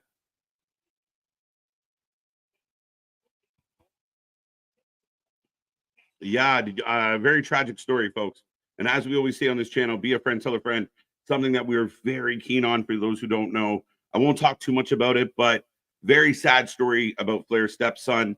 And again, if you feel down and out, if you feel alone, again, you know how to find us on social. You know how to find our DMs. You can come to this chat and hang out. You're never alone. There's no need for a permanent solution to a temporary problem. Life gets tough. Life is full of ups and downs, but keep your chin up. And again, you're never alone. Always reach out. Always be a friend and tell a friend. And remember, be kind. If you can be kind, you never know whose day you're going to help, whose day you're going to change. And a big part of what we do on this channel was bringing people together. We are the wrestling friends you can't find in your real life. So very tragic story. Thoughts and prayers out to Ric Flair and his family and everyone else involved. But yes, again, keep your chin up, folks. Life ain't easy, but it's a lot better when you're here than not here. Crowd's been dead a little bit. Like, I mean, they weren't very live for Sheamus Ludwig. Kind of a little bit indicative. Like, the coolest thing of this show has been the Bloodline stuff, and then you kind of sprinkled in a couple matches. Sheamus Ludwig didn't really have the chat, the crowd going. Selena and that whole situation with Ivy didn't really wake the crowd up. They were good and lit for the Usos. So is it indicative of the crowd? Is it indicative of a go-home show where the stories are kind of more prevalent than the actual matches? It kind of sucks. Jimmy going to talk to Sami. There you go. We're not done with this. We know you can't just, and we've seen this in other wrestling shows, where you say one thing and then all of a sudden you're like, and then you just go the other way. Sami has to be jaded. Sami for months begged Jay to get away from the bloodline. So the idea of Sami just going, oh, you guys need help? Well, that's counterintuitive to everything we've gotten from Sami. I know that I believe, and I don't think I'm going to be wrong, there is a reconciliation coming. There is a, Avengers, unite kind of moment. And again, it's going to take everybody to kind of come together and work together. Speaking of working together, Avengers assemble. But yes, no, 100%. And I know you touched on it, and I don't want to fucking labor the point or anything, but I think you really said it perfectly, honestly, of that a permanent solution doesn't need to be the result of a temporary issue and everything. Of 100%. There's always somebody. It's always better that you're here than you're not here. Right. No, despite how dark it feels or any shit like that. But yeah. Richard saying, hopefully Seth wakes up the crowd, and thank you for echoing that sentiment, Nick. I could not express it enough. It's something that's near and dear to our hearts, and again, it's one of the benefits and one of the surprising things that I don't think we anticipated when we started a YouTube channel. But we love it, and again, you're never alone out there. But speaking of that, Seth Rollins is up next, and hopefully he can aliven this crowd. Fair enough. But yes, no, I will say, of like we were talking about with, the brother situation, everything before, of I found a brother in you, I found a brother in Anthony Rice. I've even found a brother in fucking CJ, if anybody remembers that and everything. But yes, up, no, CJ? Everybody in the chats of fucking homie and everything like that. Like, that's the thing. It is, you don't need to fucking take an easy way out when you've still got so many people that care about you and really would miss you if you weren't here. And I know that's easier said than done and everything like that, because I know we both dealt with that shit. And that's the most I'll say on that. But yeah, so I've got Seth Rollins coming out right now. That's enough out of you, Dick. Whoa. I mean, I just got here, but okay. Right. Burn it down. There we go. And this shall be interesting as he's getting ready for Bronson Reed on Saturday. which is still a good testament of how Bronson Reed, we know he had missed out on this opportunity and on that opportunity. Of the man, came down with a case of the May 19th out of nowhere and everything, and had this issue going on, had visa issues or something like that, I believe was one of the issues at one point here. Couldn't travel into the country here. So to see him still now be out here with like Seth Rollins, a former world champion, one of the top guys in the company, the man hasn't lost a step. The man has still gotten his push, come hell or high water. Spaz, again, thank you. Remember, folks, don't let Spaz be the only person giving us super chats. Support the channel, help pay for these expensive ass pay-per-views, and help us continue this brand growing. But love the Wrestling for Life Network community. I echo KJ and Nick. Find me on socials. I got an open inbox. Let's lift each other up. Check in and check up. Amen, brother. We appreciate the love, the support. And again, we love doing these streams. But for us, it was about bringing a community together, not just the wrestling. The wrestling's just the fun stuff. Well, I'm a keep it a buck of this is honestly more therapeutic. All due respect. I love that we have, at times, triple digits in the chat and everything like that. But I feel like honestly, I'd still enjoy this if we had two people and everything like that, because this is just a way to let the shit pop off and everything like that. But yeah, we always even say, be a friend, tell a friend. You never know. Say something nice and might change somebody's life and everything. I guess that's the full back end of the quote instead of, jack of all trades, master of none. Of people forget the full quote with that. We say, be a friend, tell a friend, and all that. And we do want everybody to reach out and let somebody know you love them, you care about them, all of that. But yeah, be a friend, tell a friend, say something nice. It might change their life. Right. But Seth in the ring doing his thing. Damien, we'll come back to the Full Gear stuff after. They have started to kind of just do that thing where they just throw matches out there. I know there's like they got time, but we got a couple announced already. And you aren't excited. You aren't excited for the chocolate chip double chunk or whatever the fuck with QT Marshall on the pre-show. That didn't sell you. That didn't make you want to spend $50. It's just like such a waste. Don't do it. Don't do it. You have all the fucking TV time in the world to do that shit with struggling ratings. So why not do it there, you fucks? But anyways, Chris Bay had to undergo. Yeah, Misfit. We talked about this earlier. Big shout out to Chris Bay. Hell of a talent. We hope he's able to make a full recovery and get back soon. But yeah, I guess I haven't seen what happened to him. Oh, we got Bronson. Seth Rollins. I kind of almost want that shirt though, because that's a pretty dope one. I know it might just be with me if he's like 2 frames a second a little bit, but yeah, he's got the big Bronson Reed shirt and it's looking like a tsunami on that shirt. So I'm all the way for that. Yeah. So Bronson calling out Seth. Seth looking at the crowd like, should I go get him? I like it. I love this little rivalry. It's been quick, but it's been fun. It's been very akin to the Kevin Owens, Randy Orton rivalry, not in the sense of they had a connection, what have you, beforehand, outside of, well, 7 tsunamis might do that. But yeah, they weren't brethren, but they've established of he's the beast around here. He's the monster that takes out everybody. So if I'm going to be the quote unquote beast slayer, after he put me on the sidelines, Pierce saying don't die. And here we go. As Bronson Reed just decided he chose violence on that one fucking extra here. See, I thought it would have been Bronson Reed setting up like a trap and everything. Like, you had all this time and all these moments to wait. Bronson throwing Seth up on a car, now putting him. Is he going to try and do what he did? Oh, kicked in the face. I'm predicting a stomp on the car hood. It looks like he's going to try and do what he did to Braun Breaker, but the trailer door is in play. Yeah, like I said. Oh, and we've got him set up. I told you, I'm predicting a stomp on the car hood. And that's what we got. Nice call. Bronson You know Reed that goes means to who's Oregon. winning, though. You know who that means who's winning, because went over on the go home, so you're going under on the pay-per-view. Could be. We might have to talk about that on Thursday night, my guy. Right, Oh, wait, right. Bronson's still up.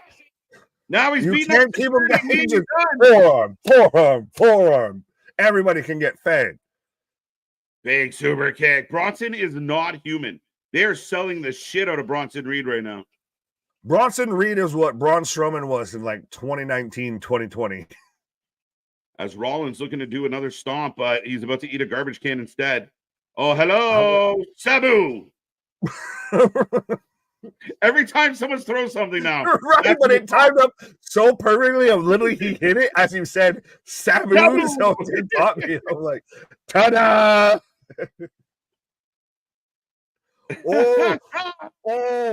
Oh! Death Valley Driver through the tables. Tables, the foams, the boxes, the everythings and anythings. I'm waiting for Bronson Reed to show up with a grappling hook like Braun Strowman did and just take down the stage. Right? No, that trash can spot bought me. Literally, as you said it, Sabu, which is in the face. They are selling the shit out of Bronson Reed, man.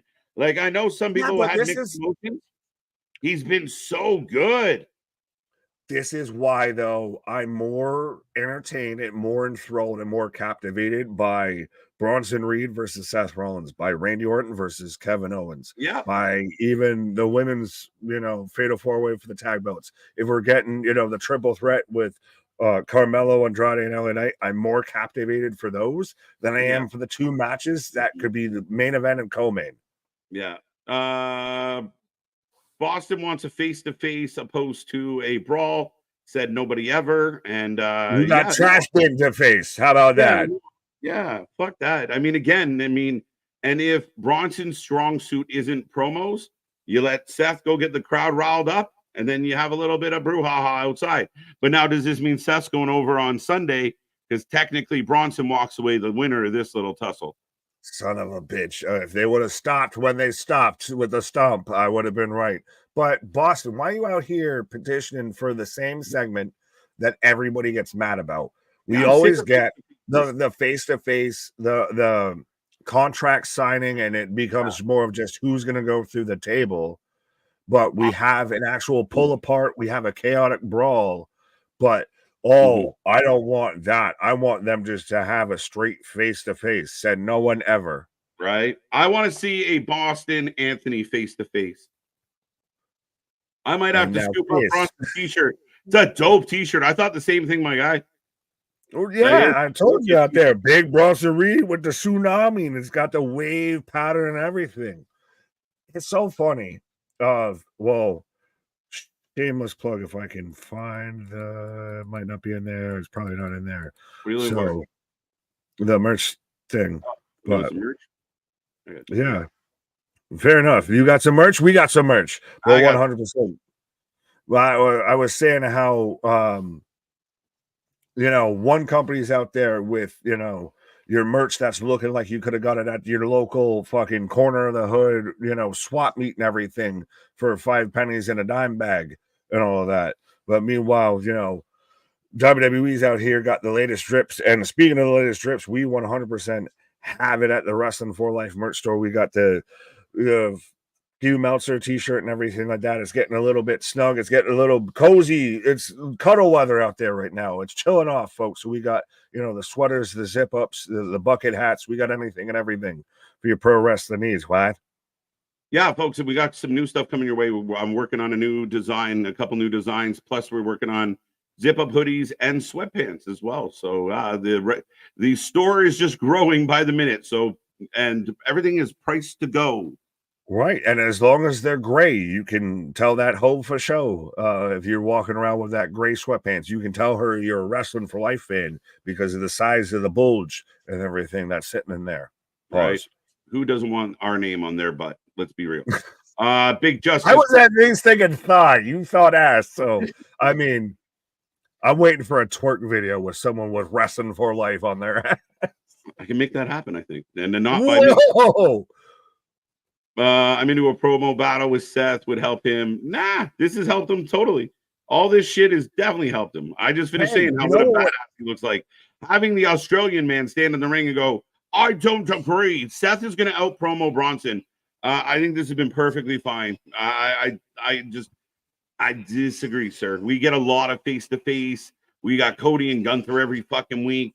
I'm okay with the two guys that just want to fight. I like it. Yeah. Why are you going to bring the guy with his hands cupped behind his back and everything, especially when it comes to a promo and everything like that? Yeah. You know, out there and, we got to sit there and talk it out. No, it makes more and it sells it more of they're just chaotic. They just want to tear each other limb from fucking limb. That's what's missing in wrestling is that visceral hatred.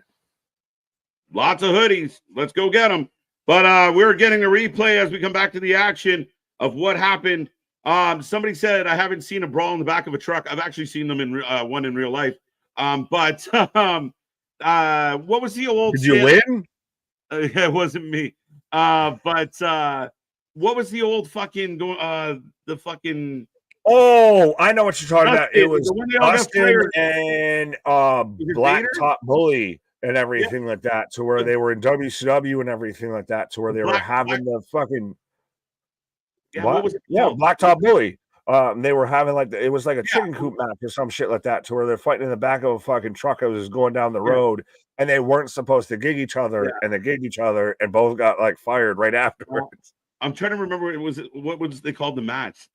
Was it the Blacktop Brawl? Someone help me out. I know someone out there knows. Fact checkers. Misfit, what up? Kiwan, what up? Boston, well, I guess it's a differing of opinion, and that's all good. Either way, Saturday will be a good match. There you go. And again, I think we have certain stories like Cody Gunther. As we get in a replay of the Wyatt Six from last week, taking out Final Testament. Right. I'm okay with if every storyline was built just around brawls, but I know Boston has a thing about if I've seen it once, I don't want to see it for a while, and that's fine. I'm okay with a little bit of animosity in that regard. We talked about it before with the bloodline of they're doing it again. A couple of things can happen. And how do you watch AW? Yeah, that would begrudgingly. If I see it once, I can't see it again. Well, that's 2 months of their fucking booking. So, fuck. As I got Maxime Dupuis and Otis and R-Truth. Oh, so the fucking randomizer collection is complete now of R-Truth, Otis, Tozawa, and Maxime Dupuis. So we've got Poison Ivy, Free Otis, Tozawa, and R-Truth, who's the most over person already here. If Maxine's pants get any lower, we're gonna need a fucking blurry spot. I'm just saying. I'm a slave for you. It's a little of the outfit. She's just missing a python. We're right there. Jesus. Someone called Jake the Snake. King of the Road match. There. Yes. King of the Road match. King of the Road. Thank you. See money. Jesus. But Miz is trying to win R-Truth back. I need you more than ever. And Alpha Academy is saying, no, don't do it. And he's like, you guys are jobbers. I got to go. Oh, and they're instantly just friends again. I kind of hate this. Oh, and R-Truth just punches him. All right, I kind of like this.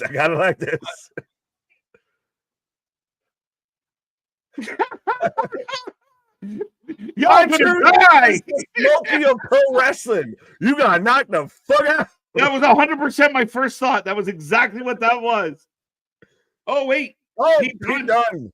Mad at R-Truth? Is he mean mugging R-Truth? I think he just mean mugs 24/7. I think he was just born that way. My face just stuck in a mug, bro. Right. I'm just stuck pissed off. As up next, we get the triple threat match, folks, which a lot of time left on the clock. I don't know what comes next. No, we still haven't had Dom and yeah.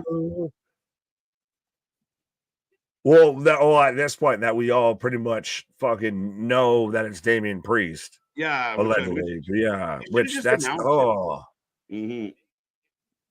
If you're gonna give it away now. You should have done this before this. You should have Yeah, done that before this. I hope there's a bait and switch somewhere here, and then it's a better answer. Finn looked really kind of off put by the whole thing. It was odd for me to see that. It was the third team in the damn thing. That's who it is. Viking Raiders, Dragon Lee, and Ronald Mysterious and the New Day. Yeah, it's the New Day. They still exist. Woods will turn tonight. We've been waiting. We've been anticipating a Woodsy change in a while. Odyssey Jones shows up and helps Xavier Woods deal turn. OG Dale catching something I missed, but our truth's called Pete Dunne Butch. What up, Butch? Uh-oh. What up, bitch? Them are fighting words. Right. Ray and Lee win. Truth punch Miz. That was great. You got problems with Wyatt. You dead. I got the War Raiders coming out right now, and them no facial paint, no shields, no props, no action figure accessories. I'm here for it. Mm-hmm.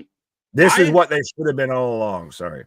I expect 100% War Raiders in our chat right now. It's not, but that's fair if you didn't vote for the War Raiders, but I expect it 100%. I cannot see these guys losing. Maybe they will, but I can't see it. I really can't. Congratulations on your wrong prediction. Yeah, 27% of you, wake up.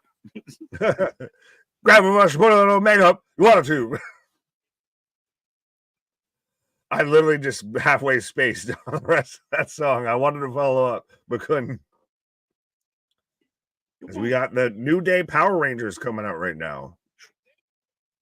Side note, random off-put question. Do you have a favorite Power Ranger and not the Pink Ranger because you had a crush on her? Well, yeah, that was a good answer. Right.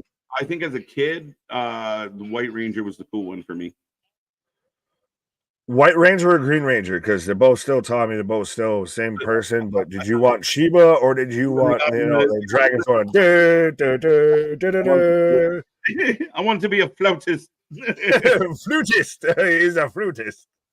What did Christian say? Christian said Gold Zero Ranger. I didn't know we awoke so many getting Power Rangers, takes here. Oh, sorry. That's all good. White Ranger over Green Ranger. I still want to find what Lady B said because Lady B is usually pretty funny. Yeah, it was great.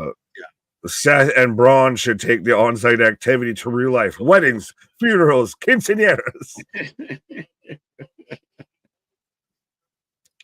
He just shows up to play nanny at Seth's house. I think Christian, I think a lot of us believe that New Day has kind of run its course. We've seen, oh, wow. Kofi might need a new cranium after that one. Yeah, and his jawline's going back. We're doing the three men in the ring at the same time for the triple threat, Nick.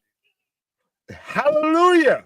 Valhalla. How dare you call Valhalla an accessory prop? If the shoe fits, you might as well tap dance. But yes, 100% Valhalla. We're actually getting, one member from each team in the ring instead of literally you've got to tag in like your opponent. Ooh.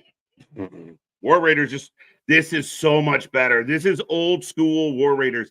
Like my love for these guys go back when they faced each other in the finals of the Ring of Honor breakout tournament. Like these two have been badasses for so long. They got victimized by Vince, like so many others. And now look at them. They're back to kind of being dominant, fierce. Everything they do has intensity. I don't want to see either one of the other two teams win. I have no interest in New Day going after the belts. I have no interest in Lawo going after the belts. So let these guys fuck some people up and go after those belts. Oh, absolutely. We've seen now the first live reverse Vincectomy of that. They've gone from being the Viking experience to where they were literally a joke. They showed up at a pay-per-view to where they're going to have a match and got jumped and beat up before the match started and couldn't have the match. I laughed them off as a tag team and everything. And now they are 100% back. They are what the authors of pain could have, should have, would have been when they were in NXT. They are all of this. They are just a destructive force. They are the APA of tag team right now. Mm-hmm. Hey, Shawty, let me Valhalla at you. Valhalla, holla, holla, holla, holla. Right. Ladies and gentlemen, we are on another commercial break. We're rolling through the triple threat match. Get your votes in. 64%. Now we're even worse. Who is not voting for the War Raiders and why? 7% New Day, 26% for LaWoe.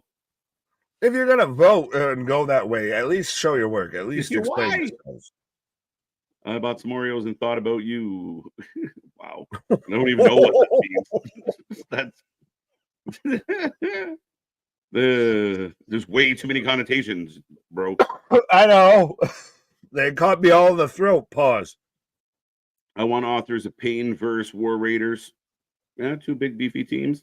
Authors of Pain might have to get away from Final Testament to start looking badass again. Yeah, well, I mean, they also need to actually last longer than like 2 weeks without one of them getting injured or one of them trying to book a bankrupt, English wrestling promotion and everything like that. I want Viking Raiders versus War Raiders versus Hank and Tank. I want that. I need that in my life. Right. Yeah, not a bad shout. Did you hear about JBL taking ownership in AAA? I heard about this today. Real? I was today years old when I found out. So JBL, I guess, had announced previously that he was going to be a majority shareholder, which I guess we can put certain allegations towards JBL on the side of if he's going to be a majority owner of AAA. Yeah.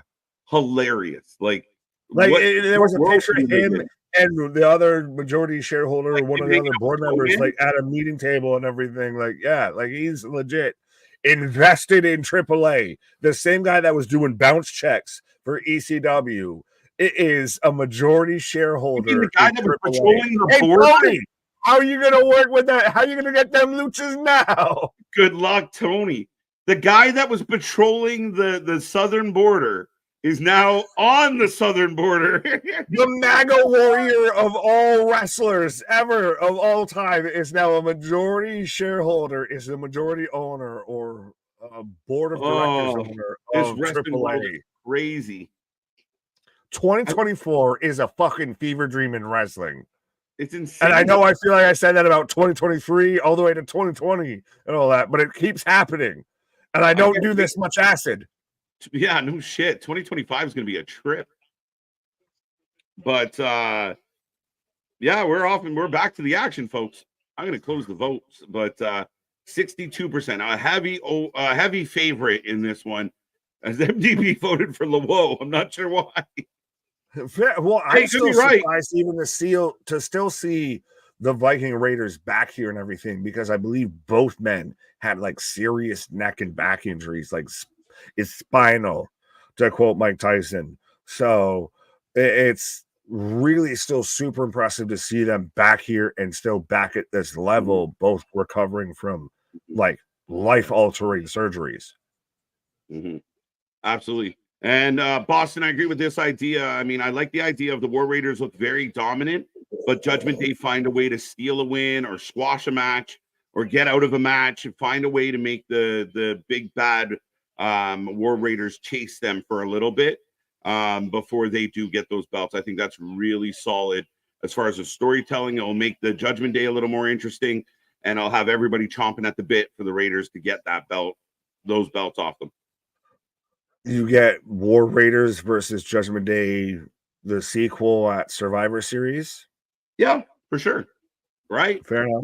Everyone's going to assume that the War Raiders against JD should be a slam dunk for the Raiders. JD finds a way to steal it, and then you kind of have them chase it. Big DDT. Ray countering everything out here. APA is in the Hall of Fame, are they not? I'm pretty sure they are. I would assume. I feel like I've heard Ron Simmons do a damn Hall of Fame speech. Pretty sure. So, yeah, because I think JBL's a 2-time Hall of Famer. What would be the second time? Himself. Oh, well, I don't know why I was thinking of going to like blackjack, getting John Bradshaw and everything. Yeah, smoking guns, buddy. Smoking guns, building gun, Bart Gunn. Bart Gunn needs to be a Hall of Famer just because that man got starched out. He took an L for the company. Oh, no, Woods distracted, gets his face kicked off. Richard saying no contest. Referee stops the match. I doubt that. I doubt that. It's a triple threat. Right. Then no DQ. Jerry saying KJ Nick, the same JBL who made a joke about Yeah. It'd be like Tony Hinchcliffe having a citizenship in Puerto Rico right now. Yeah, like it's insane. Right? All those promos about, the Mexicans coming over to that way. Now he's like, I'm gonna go this way. Ha ha. Yeah. Kofi got both men down.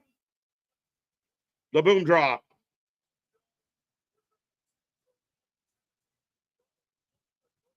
I still always miss SOS. I hear them shouting. It was a banger theme song. Yeah. SOS. They gave him the pyro. Yeah, you can't admit that was a hell of an intro. Speaking of SOS, Dragon Lee with the say, oh no, Kofi saw him coming. Out he goes. Thanks for coming in. Right? Oh, we're setting up. I thought we're setting up for a dive, but Woods with a middle rope drop kick. Yeah, now we got the SOS or Trouble in Paradise. Yeah. It's been said. I think I fit the bill. I mean, I don't have the Ivar hair, but I definitely have, the dad bod and the beard. You're a fusion dance between Erik and KO. Like they all just smush together. You smush all three men together, you get me. Yes, that's Erik and KO. They're two men, so 2, not 3. But yes, fusion dance. If those two fuse together, that is you. Yeah, it's funny as hell. We go back in the second commercial. So this match is getting time to cook as it's been going for a while now. Back in through a second commercial break. What's up, Ethan Page? Why'd you lose? Conan has been head booker for a while. Yes, he has. That's still one of my favorite clips with Callis. Conan! When Callis got jumped. Oh, I was gonna say, but I don't know how long that's gonna last of the meeting of the minds of Conan and JBL. Oh, that's an interesting conversation. I want to be a fly on the wall for that conversation. Mm-hmm. And I need subtitles too. I need follow the bouncing ball because I'm sure as shit I won't be able to make it out. Absolutely. MDB, I live by what you say here. That is my take on life, and that's how it's going to stay. I gave my all rant last week about stop getting so upset about everything. Have fun, live a little. Life is short. Oh, yeah. Well, fuck, for Christ's sakes. If you can't laugh at shit, then you're just miserable, honestly. Mm-hmm. If you can't embrace some shit and find some humor, even if it's fucked up a little bit, like, it's almost better. Personally, it's almost better to fucking embrace it with a sense of humor a bit than it is to be fucking miserable. Why would you put an extra weight on yourself? Mm-hmm. Sorry. New Day. We'll see. KJ and Nick, we need subtitles for that, like when Don Vito used to need subtitles. Dragon Lee did not make a tag for LeBeau. Rey Mysterio was shocked. All right, Richard, keep puffing. Buddy. Richard, whatever you are smoking on, I'll take 2 of, please, because motherfuck, that's got to be strong. No, y'all. Yeah, 100%. The Brawl for All is still like one of the craziest things ever. And the fact that Bart Gunn pulled it off. He was a lefty. That's what I loved about him. He was a lefty. and then they set him up to Butterbean and just fed that man's face. Oh yeah, that was a fucking a fuck you energy move if I've ever seen one, because he was not supposed to start out Dr. Death. Which, have you ever been to, like, I went to actually one of those, the old school, like, do you remember Tough Man? Not UFC. Yeah. I went to one of those live and everything like that. Yeah, and it is literally like that shit. I'm like, this guy has no chance. Bam! No, what the fuck? Yeah, no, they're crazy. But yeah, Butterbean wasn't going to let a wrestler prove him wrong, and poor Bart was never the same. He was done. It was the end of his career, pretty much. Like, he was over. It was one of those, you fell on that much of an egg. It was like Shockmaster-ish of, you fell so much on that sword that there's no recovery. You have been impaled. And if you haven't seen the Dark Side of the Ring episode on Brawl for All, go check it out. It's a fun one. They have a dark side? I didn't know they had a dark side. Oh, they have a dark side dedicated to Brawl for All, and Cornette is great on it. Russo is Russo. How many bros? How many bros? I need to know. Do I need a full bottle or half a bottle at least before I go in? Come on, it's just wrestling. Good time. I like it. How your Vince Russo is. Come on, Paisan. Your Vince Russo is Tony D'Angelo. A little bit. Close. What is this? He's the most like New Yorker of just bro. Like, I'm uneducated, so I will say sounds that sound like words in the middle, so they sound intelligible. Kofi hung up. Dragon Lee stomping through his chest. Oh, thought he was about to eat a powerbomb DDT onto Erik. Oh, wow. Nice. Match is cooking.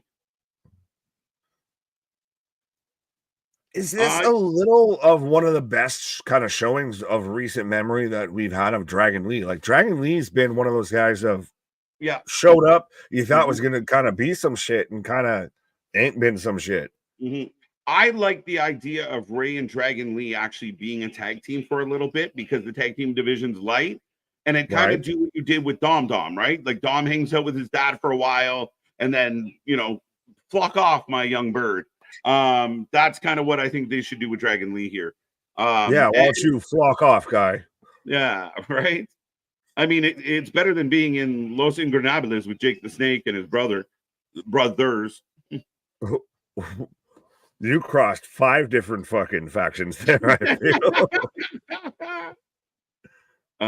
Wants to be Rey Mysterio's son so badly. It's kind of, I believe Dragon Lee's more of Ray's son than I do of Dom. Like, Dom's Eddie's and Dragon Lee's his. Well, Dom's pointed out of I'm Eddie's kid, but still at the same time, I think that's a tale as old as time, as we're getting the Superplex, but no, we're getting into a powerbomb. Superplex powerbomb. Kofi says, let go of me. Right. Mysterious popping up. But no, we've always tried to have somebody pop up, and WWE's always trying to make the new Rey Mysterio and everything, but Ray just won't go away. It might be Dragon Lee, though. The guy's talented. I will give him that. He's missing is the tattoos. Like, if he had the little cross section thing and everything, the little rosemary shit, he's Ray. Right. All the men are down, ladies and gentlemen, and they are actually giving this match a hell of amount of time. Axiom is the new Rey Mysterio. There you go. No, he's not even Mexican. He's Spanish. Oh, I almost made a joke that wasn't allowed to make. Yeah, no, don't do that. You need to become a member to find out those jokes. Yeah, no shit. Did you see that Dom was talking to Chris Van Vliet and said he looks so much like Eddie that he still questions his mother? It's hard to ignore. Bro, I've been there. All my brothers, all my siblings can grow like long hair down. Yep. I cannot. And there's a few of us that have same mom, same dad. So I'm like, wait, hold on. Like, math don't math here a little bit. Oh, wait. Oh, Kofi was calling for Woods. Woods ran by and just threw himself on the floor. He's on the outside, blind tag, Ray. So LeWo gonna win. The LeWo can't win. Ray's the legal man. We're setting up the 619. Drop Where are the down. Oh, up and over. Oh, Ray. Where are the? There they are. Gable. And then no DQ. And we didn't see Gable earlier. Why is Gable? What did I miss? Why is he Gable was hiding from the Wyatts? I don't know. Silent. And here we go. The War Raiders. 1, 2, 3. I like that. And now you're setting up Ray versus Gable because Gable had Ray in the ankle lock the whole time. Well, it's this whole LeWo American-made rivalry, which we had earlier tonight. Oh, I heard you talk about that when I was on a pause. Of that could be like a Survivor. Where you actually could have a Survivor Series match at Survivor Series. Then it's in War Games. Who would have thunk it? It's almost like we knew how the pay-per-view started. Right? They have a big War Games and then a mini War Games for LeWo versus American Made. It's just a fucking kennel. Dodgers called out of the plate. There you go. Raiders win, and the Raiders look wicked. Like again, look even the clothesline suplex combo. Good night. And everyone in Oakland and Las Vegas is finally glad just to see the Raiders catch a win some way, somehow. Right? No shit. 3-0. Los Angeles 3-0. Florida Panthers 4-2 over Buff. Buff is not good at hockey. Sad. But we're fucking good at baseball, or I was going to say baseball. Football. We ain't good at baseball either right now. I actually think the Buffalo used to be. I don't know if they still are. The Jays AAA team or We were the Braves, I think, at one point. It was the Buffalo Braves. So shout out Atlanta. Was the Buffalo Bisons were one of the ball teams? Yeah. Well, I mean, we have a fascination with the animal buffalo, and so we constantly have to use it in all of our shit, right? Because our city's name is Buffalo, so it's the Bills, the Bison, the fucking Sabres, all of that. Like you hear saber and you think like sword, you think like military sword, not a buffalo, but we're the Buffalo, right? All we need is the crowd to chant war like they did in NXT. Yeah, I'm with you. Again, I mean, I love this repackaging. Going back to who they were. And as a guy that was a fan of them for so long. Oh, wait, the Miz is yelling at Pierce. Pierce has had a mild night overall. Couple moments, but it hasn't been. But he's like smiling. Like, this is the most I have to deal with. Like, this is the same man who's like, I want the chaos. Oh, cross. Hey. I'm not going to lie. That's a huge flex of I can sit there and wear my wife as like fucking, Sin City stripperella on a fucking shirt and just fucking flex like that. Like, that's a big ass flex, my guy. I love me some Cross, and I watched a lot of like his Chris Van Fleet interviews and stuff like that. Like seeing this man fucking snap a baseball bat in fucking a submission. I'm like, all right, remind me not to fuck with that guy. But yeah, that's a huge flex. Like, man is comfortable in his skin. I'll say that. So I guess the Miz is getting pulled into the Final Testament just out of like self-preservation. Miz is the Sami Zayn of the Final Testament of just like, I don't want to be here, but you fuckers won't leave me alone. Do we get more than 5 matches in Survivor Series? I imagine we will get more than 5. Will we get a ton more? 7, 8, maybe? But being it's going to be a longer pay-per-view, I'd imagine. But do keep in mind, if they think they're going to have long matches, so this must be the main event. No, maybe not. Yeah, well, we got Priest coming out. Priest versus Dom up next. Why did they give that away like a fuck? Right. All right. Wyatt's Cross still on TV. He's pretty fucking solid, honestly. Like I said, to me, I know he hasn't been booked the greatest, portrayed the greatest, but man's comfortable as shit is with what he's doing, and that comes across like that. That does still hold weight. It's because they haven't given up on him, and I know like I've been extremely critical of Cross and his booking. I blame the booking in a lot of ways. To me, Cross is one of the guys that Triple H hasn't quite figured out yet. However, they're not willing to just part ways with him because I think they know the talent, that like they have something, they just haven't hit it yet. They've done it once. They don't want to do it twice. Right? They got to shave his head. Go back to like, Conqueror. I don't mind the fucking hair at this point. Like, it's kind of been there long enough and everything. But Ken ain't saying everybody into shaving their head. Fair enough. But Ken ain't saying Cross killed it. I do agree with Boston here of saying at this point only one War Games match is needed at Survivor Series, and that will be the Bloodline. Yeah, and they haven't even teased the women's one yet. So if they try to like rapid fire one, and I'm always okay with one for the women, one for the men, if warranted. Right now, nothing's warranted. Like, what would you do for a women's war game right now? Nothing's even teased. Right. MDB saying my cousin got drafted by the Buffalo Bills in the first round in 2007. You're about to make me have to fucking fact check that because, I've played with a dude who got drafted, but I don't got no family. But you talk. I'm gonna have to search this and challenge if this is like some Marshawn Lynch or something.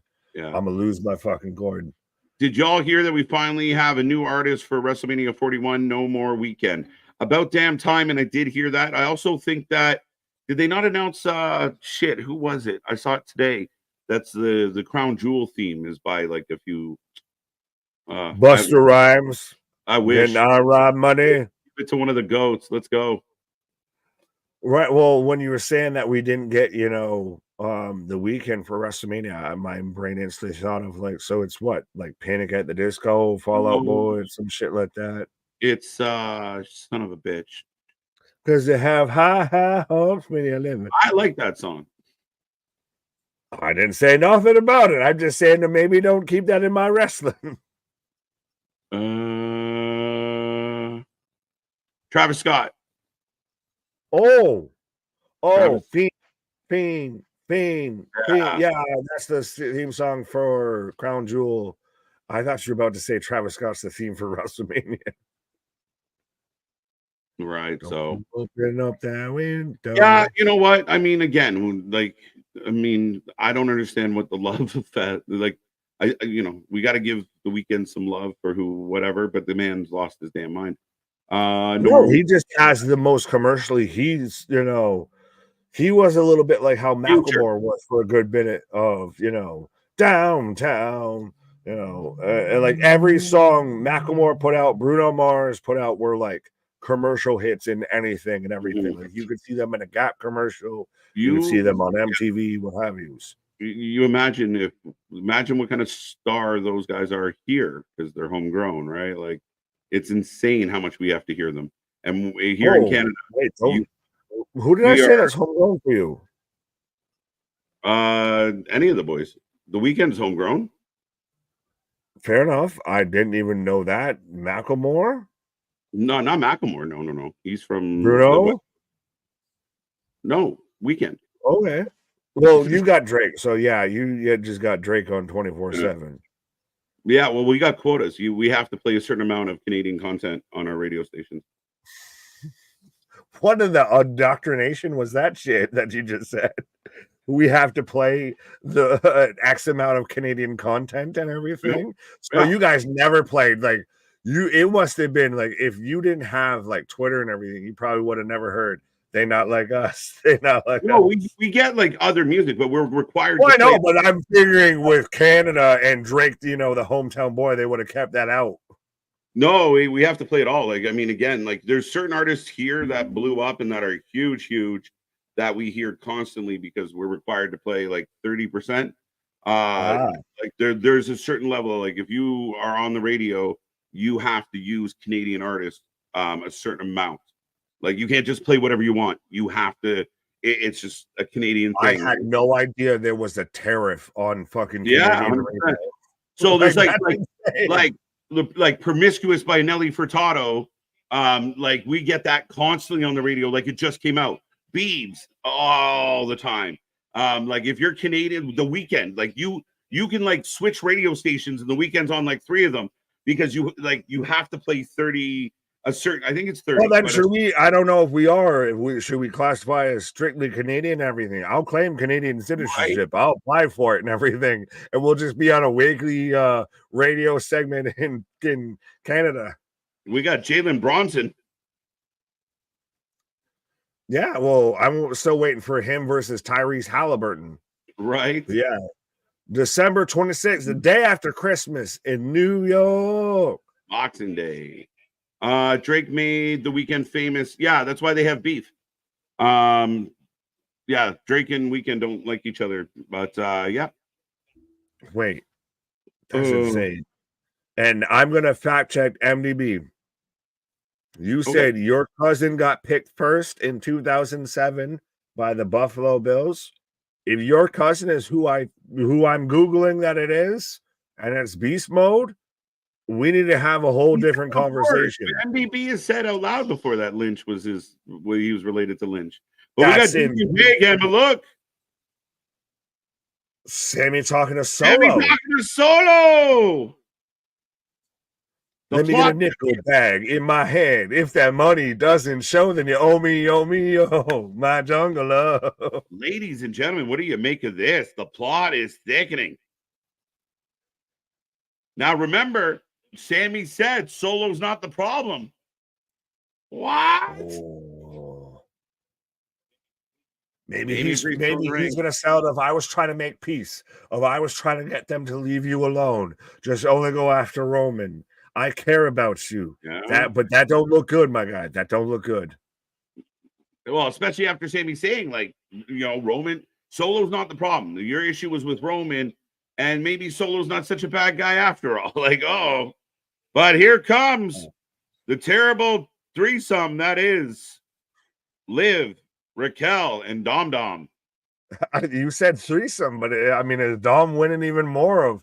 He already had to deal with Rhea versus Liv. Now, if he's got to fight off Liv and Raquel just alone before he even has to worry about Rhea, right? Like this man literally on screen talking about his chicken tendies obsession and just knocking down all the ladies. Apparently, a mullet, mustache, and chicken tendies. All the ladies, folks out there. I mean, I tried to get there. I mean, I got the beard. I have a shaved head, but I at least had nuggets before we went live here. So yeah, right. We fucked up because we went beard, bald head. We should have went mustache, mullet. We went Kevin Owens. We didn't figure Eddie Guerrero. And I like how Boss is giving me shit, and then MDB explaining. So. Short story, his uncle married to my aunt. They've been married before I was born. We are related, but not super close. He's closer with my sister than me. And Boston pointing out, I guess I'm just high on the vitamins and don't remember the story, but still, he's one of my favorite football players of all time. So, MDB, if you love me, you know what to do. Ding will affect your short-term memory. No shit. Yeah, but it also fucks up my long term, so I'm not sad about shit. That's the way to do it. Well, there's a time when all you all heard on 97.7 was Tragic Hip. We got a lot of hip, and the funny, ironic part is, and people give me shit all the time. I've never been a big hip guy, so we get a lot of hip. I mean, again, even like, hey, your buddy's Finger 11. Tons of airplay. So give me what I could never. I see what I can do, Lord. Like now I feel weird because like most we got was like Nickelback, and I guess I didn't anticipate or consider how many bands were Canadian. We've gone off the rails. In 2024, it became okay to like Nickelback. Shout out Nickelback. Yeah, because our generation took over what was cool and what was fucking hip again. This is why now all these corporations placate to nostalgia and everything in 90s and all of that because it's what'll sell to us because we bought it before. Now we got fucking money. 97.7. That's hilarious, Ken. Shout out, buddy. So we are underway with Damien Priest versus Dominik Mysterio. So let me know who you're taking for this and why is it Damien Priest? Yeah, I don't imagine Dom wins this match, but I mean, stranger things have happened. Right. I'm a really quick go through C16 of this is bullshit. I feel sorry for Dom. He's getting bullied. Yeah. Pot meat kettle, my guy, I guess. 72. AJ, did you like Nelly Furtado beating Jim Lance? Everybody likes Promiscuous Girl. Let's go. No, better than Nelly Furtado's song is I'm like a bird or a fly away. I want to fucking shoot. No. I want to go away. We can't say that. We've been all pro metal. We can't say that. No, that song got played so fucking much. But yeah, no, Promiscuous Girl was it still gets played. It comes on the radio like several times a week. You're like, fuck, did this just come out? Yesterday, today, tomorrow. Say it right. Yeah, that's a good one. Nelly Furtado had a couple really good, strong albums. She did a lot of work with JT and Timbo when every song was produced by Timbo or fucking Neptunes. Well, Pharrell's getting deep cut, but no, somehow this made me start thinking of so give it to I got the right temperature. Sean Paul was out putting out fucking top 10 after top 10 after top 10. Yeah, I've seen him live. He's like an honorary Canadian. It's hilarious. You would think he was born here. I still can't figure out what the fuck he is. Like, respectfully. Like, you are an alien, sir, a little bit. Well, and we have such a big, what's the word I'm looking for? Rastafarian? Not Rust. Well, that's what's on my arm. Yeah, it's such a big Jamaican community and Caribbean community here. Like we have Caravana every year, which is one of our biggest events. And so yeah, like Sean Paul is like a adopted Canadian. He loves this place. He's number one in Canada, not even on charts. The top 5 artists in Canada are Dylon, and Dylon. Ladies and gentlemen, we are on commercial break in the main event. Priest is in control of Dom. So we got about 8 minutes left on the clock. Don't forget, we will take a rating out of 10 at the end of the night. Very interesting main event. We'll see how this one, goes. Yeah. For anyone who wants to know, the Dodgers are up right now 3-0 in the top of the 5th. So might kind of halfway be losing my shit by the end of this night. Did Stanton just get tagged out at home? Motherfuck. Hey. Sorry. We're past the line. I can say things. EJ culture. It might surprise a lot of people, but the neighborhood I grew up with, it was just a very different neighborhood. So what he was trying to say is he was the only white person in his neighborhood. He just didn't want to say it. I'll say it. I was trying to be polite about it. But yeah, no, that's it. And not the only one, but it was very multicultural. You and your siblings. I love it. Spaz knows what I'm talking about. Once I took a girl to prom, I had to get a limo. Waited in line to get tickets, so we got in the line. Where is this going? We got there, got in the line, and then she asked me one time at band camp for some punch. No, this sounds like a Blink-182 song of like. I think it might be. One time I took a girl. Thank you for the super chat, Spaz. Where are you? And I'm so sorry. All right, we're back. Dylon, spit on fire. Yes.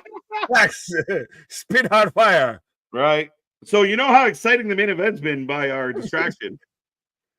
Well, I feel like the wind got sucked out of the air with the last match and then ending it. If you would have ended this show with Sammy talking to Solo and Jimmy and Jay catching it, there's your ending. Right. We'll learn you. We'll learn you. It's too funny. But back in the day, rap music was the shit. And now rap music today sucks. Well, it's called because they're mumbling and they're not really doing anything. Yeah, but no. You've seen all the pillars are starting to rise again here and everything. Yeah. With Eminem's dropping music, Ice Cube's dropping music, Exhibit dropping music. Everyone's like, we won't stand for this shit anymore. Eminem dropped the best rap album of 2024. Right? It's crazy that we'd rather listen to dudes in their 50s go hard than over these fucking kids that are just Snoop doing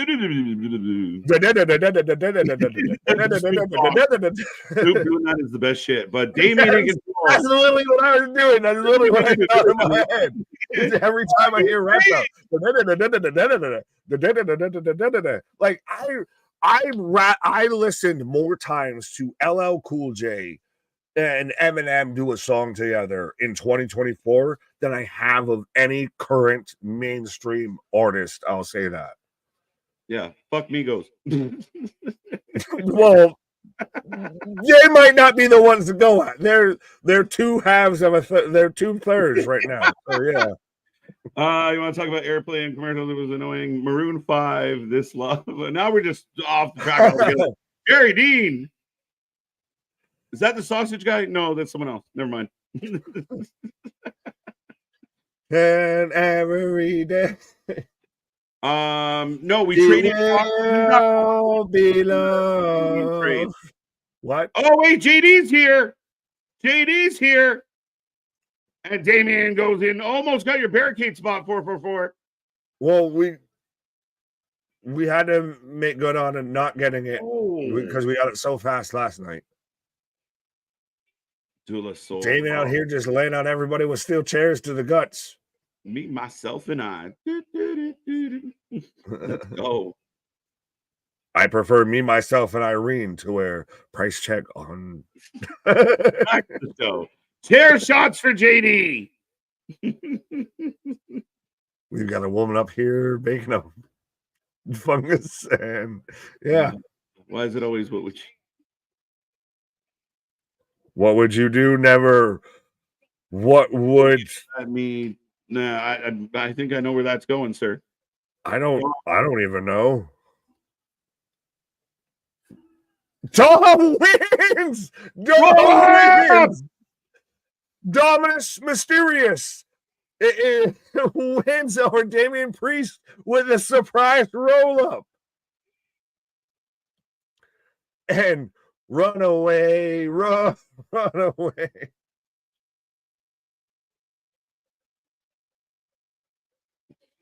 Marshmallow fluff. That sounds dirty. Oh, raises that. So now he's eating the beat down after the. Well, yeah.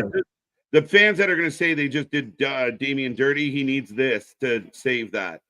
And that's old school booking right there. The baby face loses, and then he gets his upcoming or his just kind of. He has a little halfway of boo-boo jobber face. Oh, yeah, I'm not happy either. Oh, yeah, get in there. Going back again. Like this ref that is all of 5 foot the situation is going to sit there and interrupt Damian Priest just going hell for leather here. Right? That's how he Vinny from fucking Jersey Shore can't stop him? Oh, beat that beat up. Oh, beat that beat up. He's just laying waste to Dom Dom. Are they writing Dom Dom off TV? No, but I think it's you still, like you said, you had to get a little bit, you had to retain some shit on Damien if you're going to take a roll up. And I'm waiting for a Rhea pop out. Right. But if you've got Damien, he's going to be going into potentially next week, say, a world title match, dealing with chair shots, dealing with this, dealing with that. He's pulling a Bronson Reed. Yeah, just not letting up. Again, this has been months. So Damien taking the L, I don't love it. I said I didn't want it to happen. But Damien absolutely laying waste to the heel that got up on him by cheating. That saves face for a Priest. The crowd's going nuts. The crowd's cheering. The crowd doesn't give a shit that he got rolled up. He gets his revenge. He's got Carlito. This is because they were Japanese instead of Chinese, as he's south of heaven. But does this set up now that we're getting Shamo versus Gunther versus Damo versus Gunther? I don't know. Like, I don't like this surprises me to an extent. Like, do something, women. Do something. You're wrestlers too. Get involved. Do a Thea Hale. Jump on the man's back. Do something instead of just. You can't let Liv get in there. He's a crazy man. You can have Raquel. Raquel's supposed to be the fucking badass. But she's doing her job. She's fucking protecting fucking her the care package. Yeah. That's what she's doing. Damien Priest unleashed. Spanish Rachel should have done something. No, she was doing something. She was hugging Liv. Liv needs her support in these trying times. Doing nothing is not doing something. She was doing something. She was holding Liv. She needed to be propped up. That's her job, to protect Liv, not Dom Dom. As Dom Look at Dom selling this shit. That's a hell of a shot of he's just in the center of the ring. Best weekend at Bernie's. Weekend at Mickey D's. He's got all the nuggies. WC got it rapid scrap. All right, ladies and gentlemen, that is the end of Monday Night Raw tonight. Get in the chat. Give us your rating out of 10. How did you feel about the show?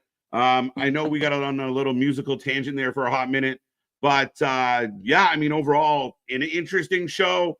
Didn't blow my socks off, but I have no idea where we're going with it. They just killed Dom Dom. Like, he dead.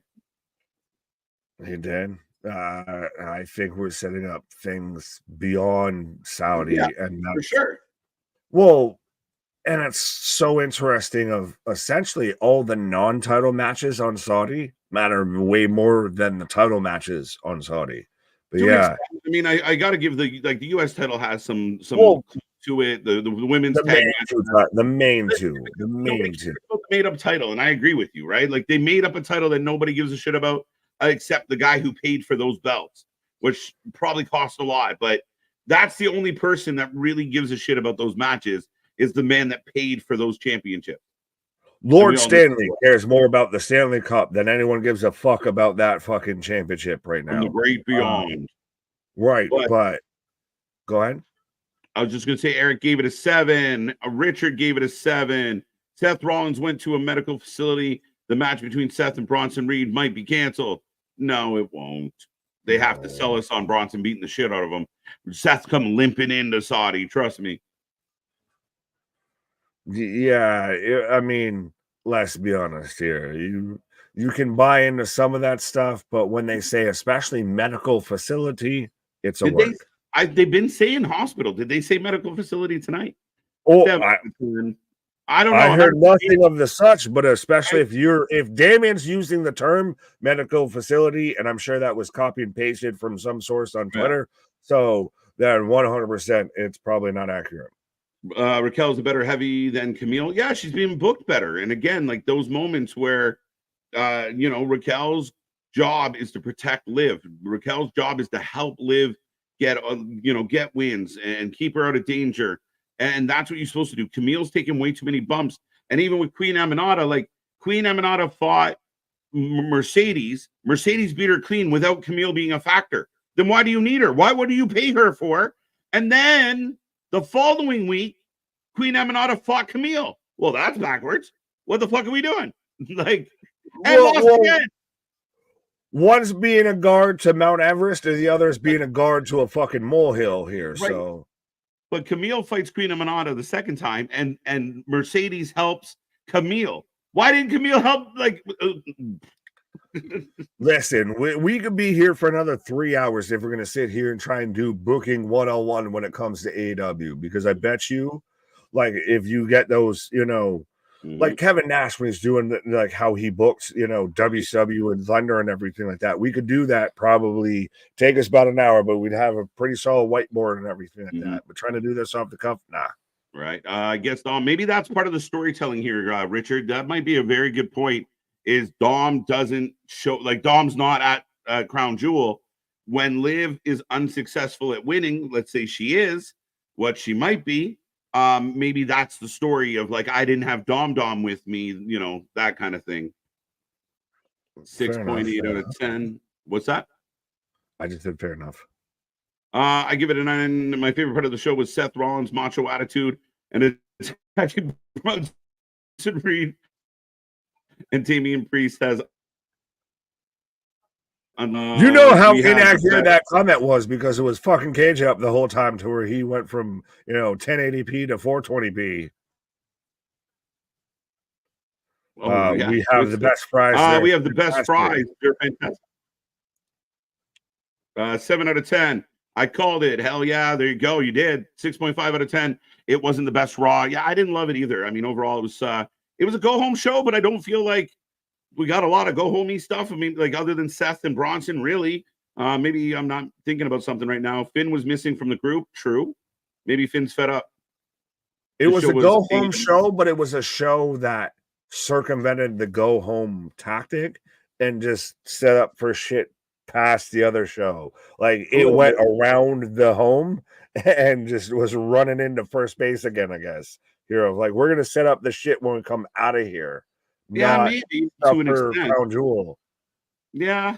8 out of 10, 7 out of 10. Definitely feels like a go home show. Yeah, kind of standard. TK's announced the first ever Day of the Dead match between Thunder Rosa and Harley Cameron, November 6th. Does he know Halloween is on Wednesday or Thursday? Well, why is that happening later? That like I'm not trying to call into question heritages and shit with Day of the Dead. I know, but like, but no, just still, what the fuck? I mean, I have Juana Purrazzo, you have Taya Valkyrie, you have Athena, you have all of these women you could fucking use. But Harley Cameron's just out here. Harley's good, man. Harley's good. That's fucking great. Good for her. She can be on Ring of Honor. Good. No, Harley. She doesn't need to have as many matches as Orange Cassidy in the same fiscal year. I don't think she has. But close. My issue more is Thunder Rosa being kind of relegated to nowhere. We have right now Penelope Ford and Jamie Hayter in a feud. Great. That's not great for your division. TK continues to book his talent into the ground. But Harley has something that a lot of the women don't have, and that's personality. And she has no problem with a promo. They need more of that on Dynamite. You got to find more reasons for people to kind of be interested. I don't know, man. I just think I'm sick of these gimmick matches with no rhyme or reason. 7.5 out of 10. Oh, where are you going? No, I was just clicking. Yeah, but he's still missing it. What's the point? Right. But 7.5 out of 10. Once again, my knee pad police are proud for bringing the belt. There you go, C Money. Big shout out. Dun, dun, dun. 7 out of 10. I don't know if I can go like a 7 sounds fair. I didn't. 7 okay. 6.5, 7. 7 right down the center Broadway here. We still got the Jay and Jimmy stuff. Like the Bloodline stuff was really great. Everything else was kind of average at best. Like, I mean, the end of the show, we didn't think Dom was going to win, sneaks out the win. I'll go 7. I'm fine with a 7. Yeah. The stuff that I didn't hate the show. But again, usually when we get on tangents about other topics, it usually means the show's lost our attention. Yeah, but that's normally like a 5. Like, I still don't mind of like we can at least kind of agree on a 7 and we got off topic versus it's normally like a 5 and we were on topic, off topic half the show. Yeah, no, I think for me, the best part of the show was the Bloodline stuff, which is interesting, right? Because it's technically not a Raw thing, but we'll find out. Finn is going to be pissed that Dom beat Damien, but he couldn't. That is interesting, Richard. That is interesting. I hadn't thought about that. That's sowing the seeds of dissension. Right. It was an okay show, 7 out of 10, 7 out of 10. Yeah, I'm right there with you guys. It was pretty okay. Statlander over Camille this Wednesday. Yeah. And Camille, who hasn't done a whole lot to look great, and I like Stat, but poor Camille. Right. Shelton over Swerve or Swerve over Shelton? early Swerve guys. over Shelton, but unless Bobby shows up to help Shelton, which is weird. If you had Bobby, why didn't you bring him out at the pay-per-view? But you're going to bring him out tomorrow on Wednesday. It's so weird. But I think if Swerve's going to rival them, I don't know if he loses unless it's the first beatdown. Then does Swerve have help? Who could help Swerve? Hobbs. I think I don't mind if you save Bobby and you save a round in the chamber for later on. I've seen people throwing out the idea of, say, a one Ricochet ends up at least involved on one side or the other in this story, but remains to be seen. Yeah, I agree with you, Anthony. Yeah, it'll be very interesting. 8 out of 10. I didn't enjoy the Raw like I did last week. Fair enough. I mean, week to week, you're allowed. Raw is good tonight. It's not that good, but it's not bad. I'll give you that, Jordan. And again, for all, Raw is, just like any other show. They have bad ones. They have good ones. Tonight wasn't one of their best. Where's BB tonight? Bad Bunny? Bad Bunny, maybe. Athena, never seen her. Ring of Honor, prison. I don't know what happened. Whoa, I think he was trying to go with the Athena. I never seen her before. Reminder, WWE announced on Twitter Jey Uso was going to address Braun Breaker. Yeah, that didn't really... I mean, he kind of talked about it when he came out earlier for a second, maybe. Not much. Hey, you remember when, Dave Meltzer announced on Twitter this, that, and the third, and the shit didn't happen? It's fucking Twitter. Like... but if company, if WWE said put out a call out for it. Yeah, but you pivot. I mean, I'm not super consulty that it didn't happen, I guess. I don't know. I'm trying to just move along. Fair enough. 6.5, very mid Raw, 100%. Apparently, according to Sony, Day of the Dead and 2,300 days after. Again, it's just a gimmick match for the sake of a gimmick match. There's no rhyme or reason to it. 8 out of 10, Judge stuff and Jimmy stuff. Jay Bloodline. I'm with you, Denisha. A little bit high for my taste, but you're allowed to like it a little more than I did. What's the score of the game, Nick? Right now I'm in commercial. Last I saw, it was in 3-0 Yankees. I can double check real quick, but yeah, I'm in a commercial. But yeah, you read through some comments while I'm in fact. Breaking news: Tony Khan has bought the Day of the Dead and changed it to whatever he wants. What happened to Braun Breaker? Braun Breaker. Oh, or nothing. Fuck off. Well, there's all right, folks. Well, that'll be the last I'm talking about the World Series, I think, going forward.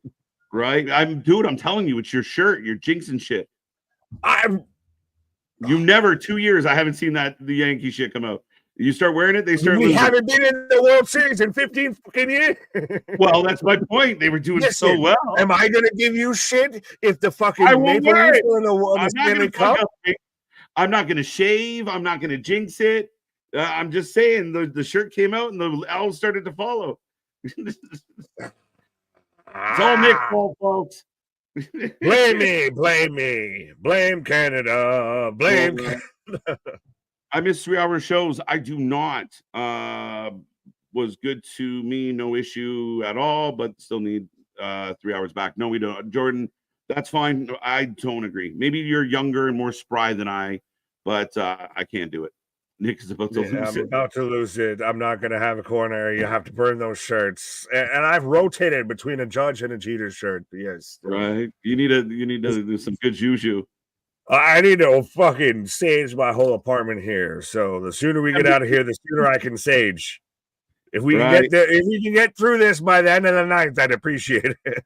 Right, barn burner going on in between the Steelers and the Giants. Jesus Christ! The fucking Yankees Dodgers might end up with a higher score than the Steelers Giants.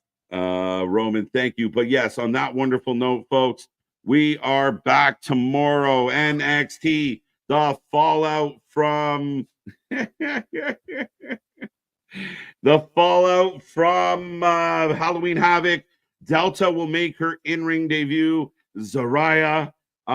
Plus we get Wendy Chu, Tatum. Plus the tag team titles are on the line and so much more. So thank you for joining us tonight. As always, we always appreciate it. Casket match is going to be fun, but we're here all week long. We got more wrestling coverage than anybody else out there. Go check our social media. check all of our stuff. Go click all the likes and the buttons. And if you miss us, go check out our library. There's a lot of great content there for everybody out there. Raw. Meh. Other than that, we will be back all week long because the wrestling might suck. We never do, Nick. Our shit is real. Our shit is raw. Our shit is authentic. When you're talking about that wrestling, you're able to put that for live for it. Come back tomorrow. We got more. See you on the flip side. Good night.